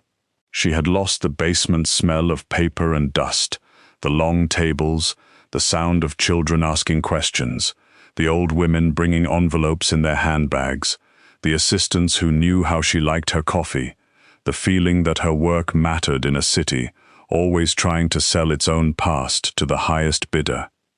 And Raphael had not even told her why. By morning, Clara's eyes were swollen, her voice was rough, and something inside her had gone very still. She made coffee, opened her laptop, and read the message she had ignored the night before. It was from an old friend who ran emergency literacy programs through the city. Harbor Light's bookmobile needed a temporary manager. The pay was lower than what she had made at the museum. The hours were uncertain. The program was nearly broke. The bus leaked. Half the shelves were crooked. The city had almost forgotten it existed. Clara read the message twice. Then, very slowly, she smiled. By that afternoon, she was standing in front of the Harbor Lights bookmobile under a sky still heavy with rain. The bus was faded blue, with peeling paint, tired tires, and one windshield wiper that moved like it was thinking about giving up. A small puddle had formed beneath the back steps. Inside, the shelves leaned at odd angles. The donated books smelled faintly of damp paper, and a handwritten sign near the driver's seat said the heater only worked when it wanted to. Most people would have seen failure. Clara saw possibility. She stepped inside, ran her hand along the nearest shelf, and breathed in the smell of old books, dust, rainwater, and second chances. The archive was gone. Her name had been dragged into a silence she did not understand. Raphael Santiago had cut her out of the life she had built, without giving her the dignity of truth. But history did not live only behind museum glass. It lived in kitchens, churches, sidewalks, schoolyards, corner stores, family stories, and old photographs tucked inside drawers. It lived wherever someone was willing to listen. So Clara rolled up her sleeves, found a mop, and began again. Clara rolled up her sleeves, found a mop, and began again, because that was what she had always done when life took something from her without warning. The Harbor Lights bookmobile was not beautiful in the way the Santiago Heritage Museum had been beautiful. There were no marble floors, no gold-lettered donor walls, no climate-controlled rooms filled with priceless paper. There was only a tired blue bus parked beside an abandoned shipping office, a leaking roof, shelves that leaned like they were exhausted, and a box of donated books that smelled faintly of rain. But when Clara stood in the narrow aisle with dust on her skirt and a streak of dirt on her cheek, she felt something inside her begin to breathe again. The museum had been taken from her, but the work had not. The people had not. The stories had not. And maybe, she thought as water dripped steadily into a bucket near the back door, maybe the stories that needed her most had never belonged inside polished walls at all.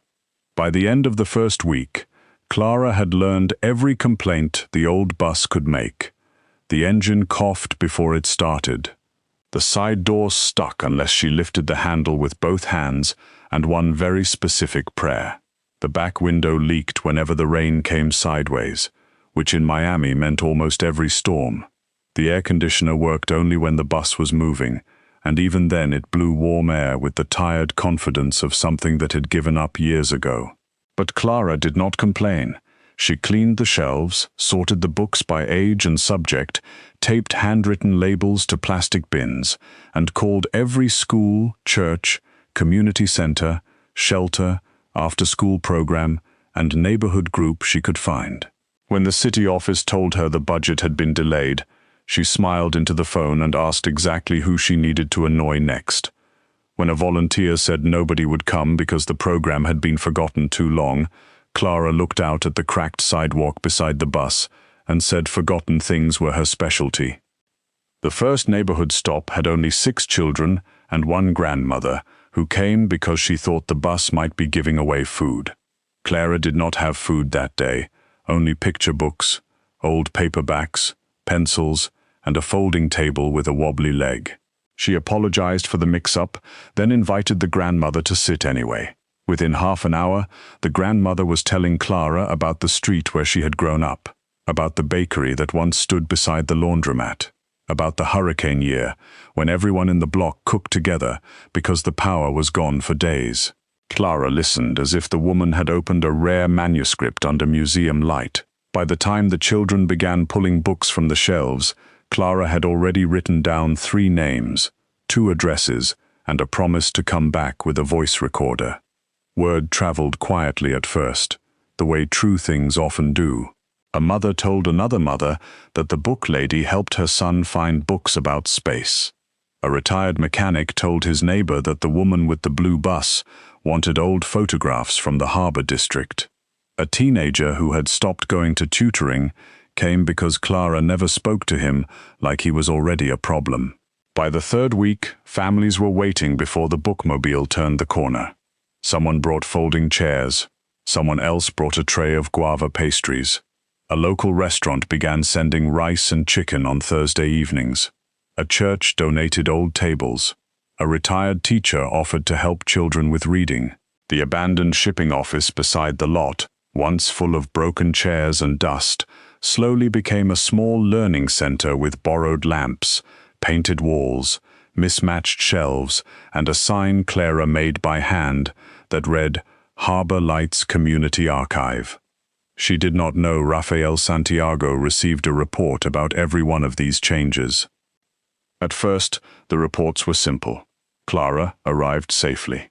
Clara left safely. No suspicious car spotted. No one followed her home. Then they became longer, because the men watching her from a distance did not know how to describe what they were seeing without sounding foolish. Clara repaired the bus roof with help from 2 local fathers. Clara hosted a family history night. Clara located a baptism record for an elderly man's sister. Clara taught children how to protect old photographs from mold. Clara stayed late because a little girl cried after finding her grandfather in a newspaper clipping. Clara laughed today. Clara looked tired today. Clara carried too many boxes again. Raphael read every report. He read them in his office above a restaurant in Little Havana while men waited for him to approve shipments. He read them in the back of his car while Miami rolled past in flashes of neon, palm trees, rain, and headlights. He read them late at night in his quiet house, where every room was expensive and almost none of them felt lived in. He told himself he needed to know whether she was safe. That part was true, but it was not the whole truth. The whole truth was that Clara had been removed from the museum and had somehow become larger outside it. She had lost her title, her office, and the institution that was supposed to define her, and instead of disappearing, she had built a new doorway where people could enter their own past without asking permission from rich men. That should have relieved him. Instead, it made him lonely. He missed the way she looked at him without fear. He missed the small crease between her brows when he said something historically wrong. He missed hearing her voice drifting through the archive, soft but certain, patient with everyone except nonsense. He missed a woman he had no right to miss because he had hurt her and hidden behind the excuse of keeping her alive. The first time he visited Harbor Lights, he came just before closing under a sky heavy with purple clouds. He arrived without his usual line of men, though Clara spotted the dark car parked half a block away and knew better than to pretend it was a coincidence. She was inside the learning center, placing donated letters into acid-free folders she had bought with money from a bake sale. When Raphael stepped through the door, the room changed. It always did, even here, surrounded by children's drawings, folding chairs, and shelves made from painted crates. Raphael carried the quiet weight of a man who was used to doors opening before he touched them. Clara looked up, and the softness in her face disappeared. "Mr. Santiago," she said. He accepted the distance in her voice because he had earned it. "Miss Whitmore, if you're here about museum property, I don't have any. I know. If you're here to check whether firing me destroyed my life, I'm sorry to disappoint you." A faint shadow crossed his face. "I am not disappointed." "Then why are you here?" Raphael looked around the room, as if searching for an answer that would not sound like a lie. His eyes stopped on the long table where photographs had been arranged by neighborhood and decade. There were families standing beside fruit carts, boys on bicycles, women in church dresses, men unloading crates near the harbor, children sitting on stoops, old storefronts with hand-painted signs. Miami looked different in those pictures, smaller, rougher, more honest. "I need help researching my grandfather's arrival in America," Raphael said. Clara stared at him for a moment. Then she looked at his watch, his tailored shirt, the car outside, and back to his face. "You fund half the museum, and your family name is carved into the front of it," she said. "And you came to a leaking bookmobile office to ask me where your grandfather came from." "Yes. You don't know, do you?" Raphael's jaw shifted once. Clara's anger softened for one brief second into something almost like pity, but she did not let it stay. "Sit down," she said, "not because I forgive you, because every family deserves its history, even yours." After that, Raphael began returning. At first, he came with reasonable questions: his grandfather's ship record, his grandmother's first address, the church where his father had been baptized. Then the questions became less reasonable. He wanted to know whether a certain bakery from 1968 had any connection to his family. He wanted to know whether old-school attendance records could explain why his uncle hated a particular street. He wanted to know whether Clara could identify a woman in a photograph who might have been a cousin, or a neighbor, or possibly someone his grandfather once owed money to.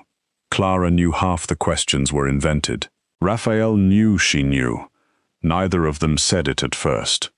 Their research pulled them into old newspapers, church ledgers, immigration cards, water-stained letters, property maps, city directories, and the kind of small records powerful families usually ignored until someone patient showed them where to look. Raphael learned that his grandfather had not arrived with glory around him. He had arrived tired, poor, and nearly turned away because a clerk had spelled his name incorrectly. He learned that his grandmother had worked in a laundry for 7 years before she ever wore the jewelry shown in the family portraits. He learned that the first Santiago home in Miami had been a rented room behind a bakery, not the grand house everyone talked about. Each discovery seemed to trouble him more than the last. One evening, while rain tapped softly against the windows, Clara handed him a copy of a letter written by his grandmother in careful Spanish. Raphael read it slowly. His face became unreadable, but his hands were still on the paper. "She hated the violence," Clara said quietly. Raphael did not answer. She wrote that she wanted her children to inherit a name, not a war. He looked up then, and for once the feared man of Little Havana looked less like a king and more like a grandson who had been handed a truth too late. "You enjoy doing that?" he asked. "What?" "Making dead people honest." Clara smiled a little, though it was sad. Dead people are usually honest. Living people are the ones who edit the record. He knew she was not only talking about history. The danger around her did not vanish. One night the bookmobile was vandalized. Someone broke the side mirror, shattered one window, and sprayed a warning across the blue paint. Clara stood in the parking lot the next morning, hands clenched, eyes bright with anger she refused to release. Before she could begin calling repair shops, a mechanic arrived and said the work had already been paid for. Clara looked across the street and saw one of Raphael's men standing beside a black car, pretending not to watch her. That afternoon, Raphael appeared at the learning center with a box of old newspapers under his arm. Clara did not take the box. "You paid for the repairs," she said. "The bus needed repairs. That was not my question." "Yes. Why are you still doing things behind my back? Because someone is threatening you. And because you still think protection means making decisions I don't get to understand." Raphael's face hardened, not with anger at her, but with the strain of holding back words that wanted to come out. "There are things I cannot tell you yet." "Then don't pretend you are helping me honestly," Clara said. Her voice was gentle, and somehow that made it cut deeper. "You fired me without a reason. You let people look at me like I had stolen from the museum. You took away my work in front of everyone and decided silence was safer than truth. Maybe you did it because you were afraid for me. Maybe you even thought you were being noble. But protection without honesty is just control wearing a nicer coat." Raphael stood very still. No one spoke to him that way. No one except Clara. "You are right," he said at last. The answer surprised her enough that some of her anger faltered. He set the box of newspapers down on the table, "And I am not ready to deserve forgiveness." Then he left before he could tell her too much. Clara tried to stay away from the museum, but history has a way of finding the person most willing to listen. A woman from the neighborhood brought her a printed photograph from an online auction catalog because she thought one of the items looked familiar. Clara took one look and felt the room tilt. The document in the photograph was a festival permit from a collection that should have been in the Santiago Museum. It had an old catalog mark in the corner, one Clara herself had recorded. She spent the next 2 nights going through copies of her old notes, donation receipts, and public auction images. 1 item became 3. 3 became 7. The pattern was careful but not invisible. The missing documents had all passed through restoration logs on nights Victor Salazar claimed to be entertaining donors. The invoices were false. The digital approvals carried Clara's name, but the timing was wrong, the language was wrong, and the cataloging codes had been copied from her older files by someone who knew enough to imitate her work, but not enough to understand it. She called Raphael before sunrise. He answered on the 2nd ring. "It's Victor," she said. "I know," Raphael replied. The silence between them was sharp. "How long have you known?" "Not long enough to stop him from hurting you." Clara closed her eyes. She hated that his answer sounded honest. She hated even more that part of her was relieved. Victor's final move came faster than either of them expected. the Santiago Museum announced a nationally televised heritage auction, a glittering event meant to celebrate Miami's private collectors and cultural donors. Several neighborhood families Clara had worked with were invited because objects from their family histories were being honored. Clara received an invitation too, printed on thick cream paper, her name written with cold politeness. She almost threw it away. Then she saw the auction preview. One item near the end of the catalogue made her stop breathing. A collection of letters written by Raphael's grandmother, described vaguely as a private family archive, recently released for sale. Clara knew those letters. She had seen references to them in restricted museum holdings. They were not private property. They belonged to the museum. More than that, they belonged to the truth Raphael had only just begun to face. Clara attended the auction in a navy dress she had not worn since her last museum gala. She carried no jewelry, except a small pin shaped like an open book, given to her by a child at Harbor Lights. When she entered the ballroom, conversations dipped, then rose again in whispers. Donors watched her over champagne glasses. Journalists turned their heads. Victor stood near the stage, shining with confidence. Raphael saw her from across the room. For a moment, neither moved. Then Victor stepped onto the stage and welcomed everyone with a voice smooth enough to hide rot. He spoke of heritage, duty, preservation, and trust. Clara listened with her hands folded in front of her, while anger moved quietly through her chest. Then Victor's eyes found her. "Before we continue," he said, "the museum must address an unfortunate matter involving the disappearance of several archival pieces. Though we had hoped to handle this privately, recent evidence has linked former archivist Clara Whitmore to unauthorized removals from our collection." The room turned toward her. Clara felt the old hurt rise, but this time it found steel waiting for it. Victor lifted a folder. "We have access records, signed approvals, and financial documents." He never got to open it.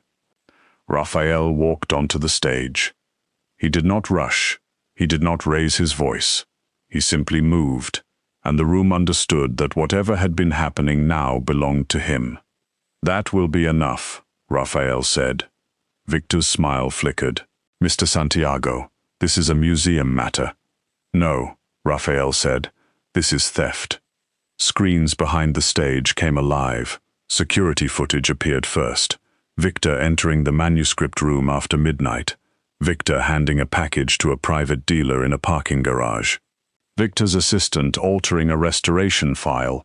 Then came bank transfers, forged invoices, access logs, and messages arranging sales with collectors in New York, Madrid, and Buenos Aires. The room changed with every image. Whispers became gasps. Victor's face drained of color, then flushed with rage. "These are fabrications," he said. Clara stepped forward from the crowd. "No," she said, "but yours were." Every eye turned to her. Her voice was not loud, but it carried, because the room had finally become quiet enough to hear her. She looked at the display case beside the stage, where Raphael's grandmother's letters rested under soft light.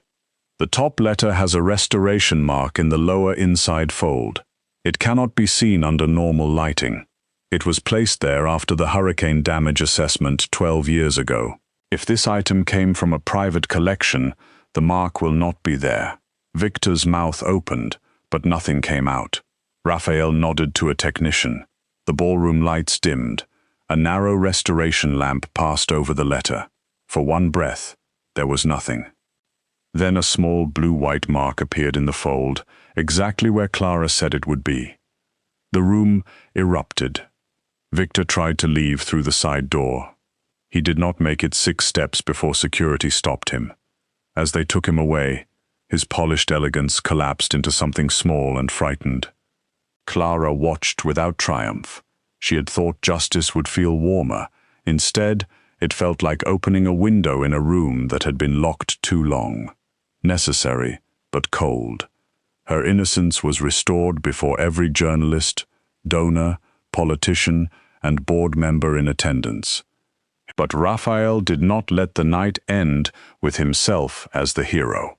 He returned to the microphone. "I owe Miss Whitmore something more than public evidence," he said. The room quieted again. Raphael looked at Clara, not at the cameras.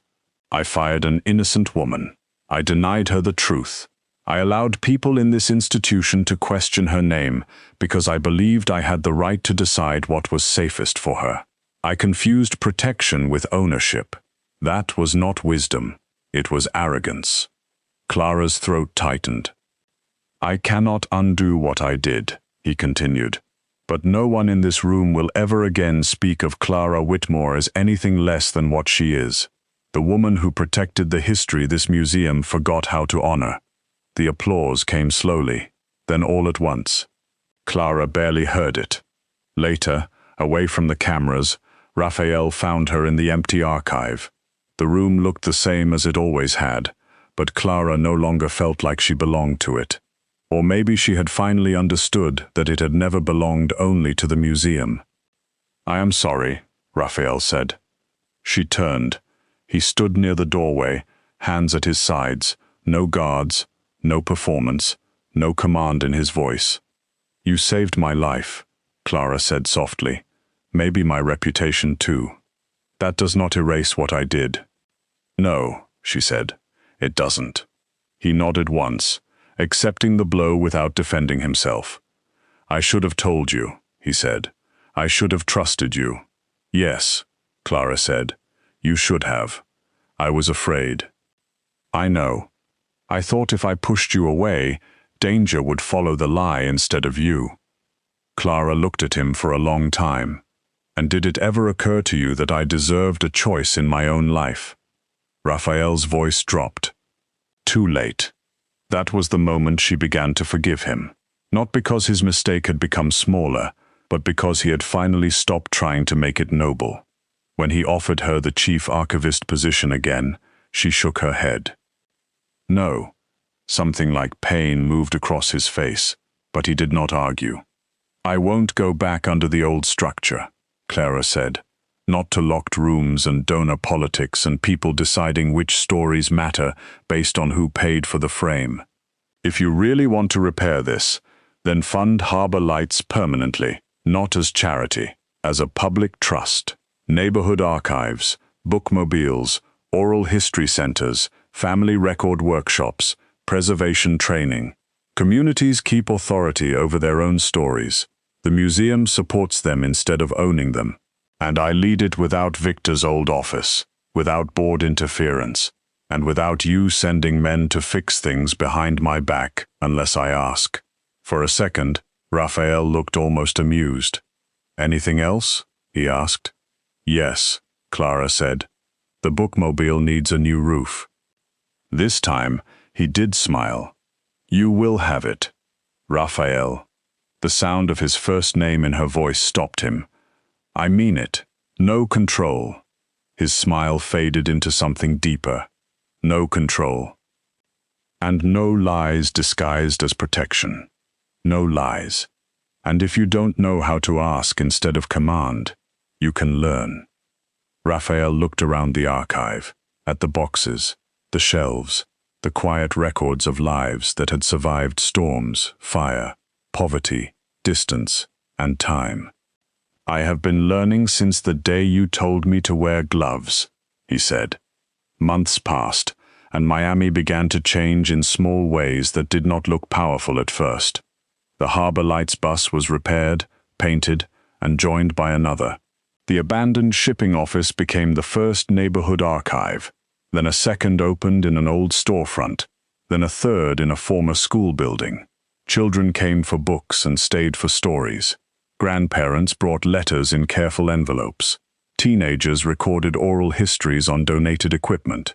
Families who had once believed their past was too ordinary for a museum saw their photographs handled with the same care once reserved for presidents and millionaires. Clara led it all with kindness, stubbornness, and a clipboard no one dared ignore.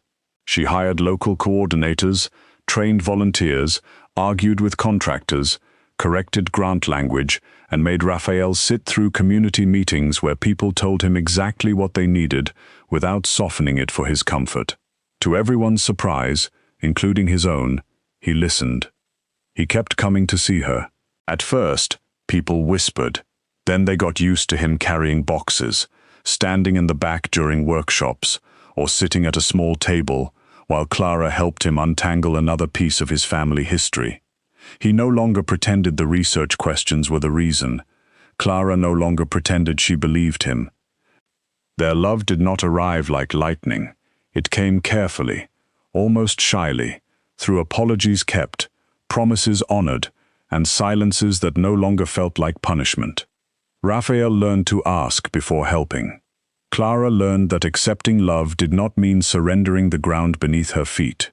He was still dangerous to many people. She did not romanticize that.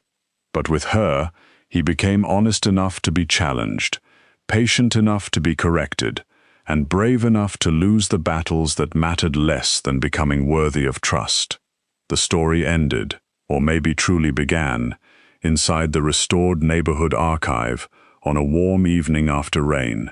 The windows were open, and the street outside smelled of wet pavement, fried plantains from the restaurant next door, and flowers growing stubbornly through cracks in the sidewalk. Shelves lined the walls now, steady and properly labeled. Children's drawings hung near framed photographs of old Miami streets. In the center of the room, Rafael Santiago stood with a box of family records, placing folders on the wrong shelf with the serious concentration of a man handling explosives. Clara watched from the doorway for almost a full minute before saying, "That is not where baptism records go." Raphael froze with one folder still in his hand. "I was close," he said. "You were in land deeds.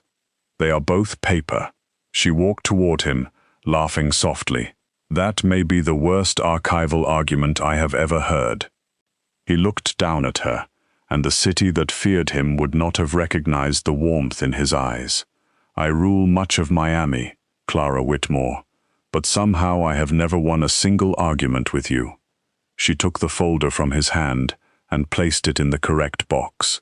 "Some battles are not meant to be won." Raphael reached for her hand, not taking it until she opened her fingers and allowed him to. That small pause mattered. It always would. "Then losing to you," he said quietly, "may be the first honorable decision I ever made." Clara looked at him, at the man who had once thought protection meant silence, at the man who had learned that love without truth was only another kind of cage. Then she looked around the archive, at the shelves filled with names, letters, photographs, maps, recipes, songs, and memories that had almost been forgotten.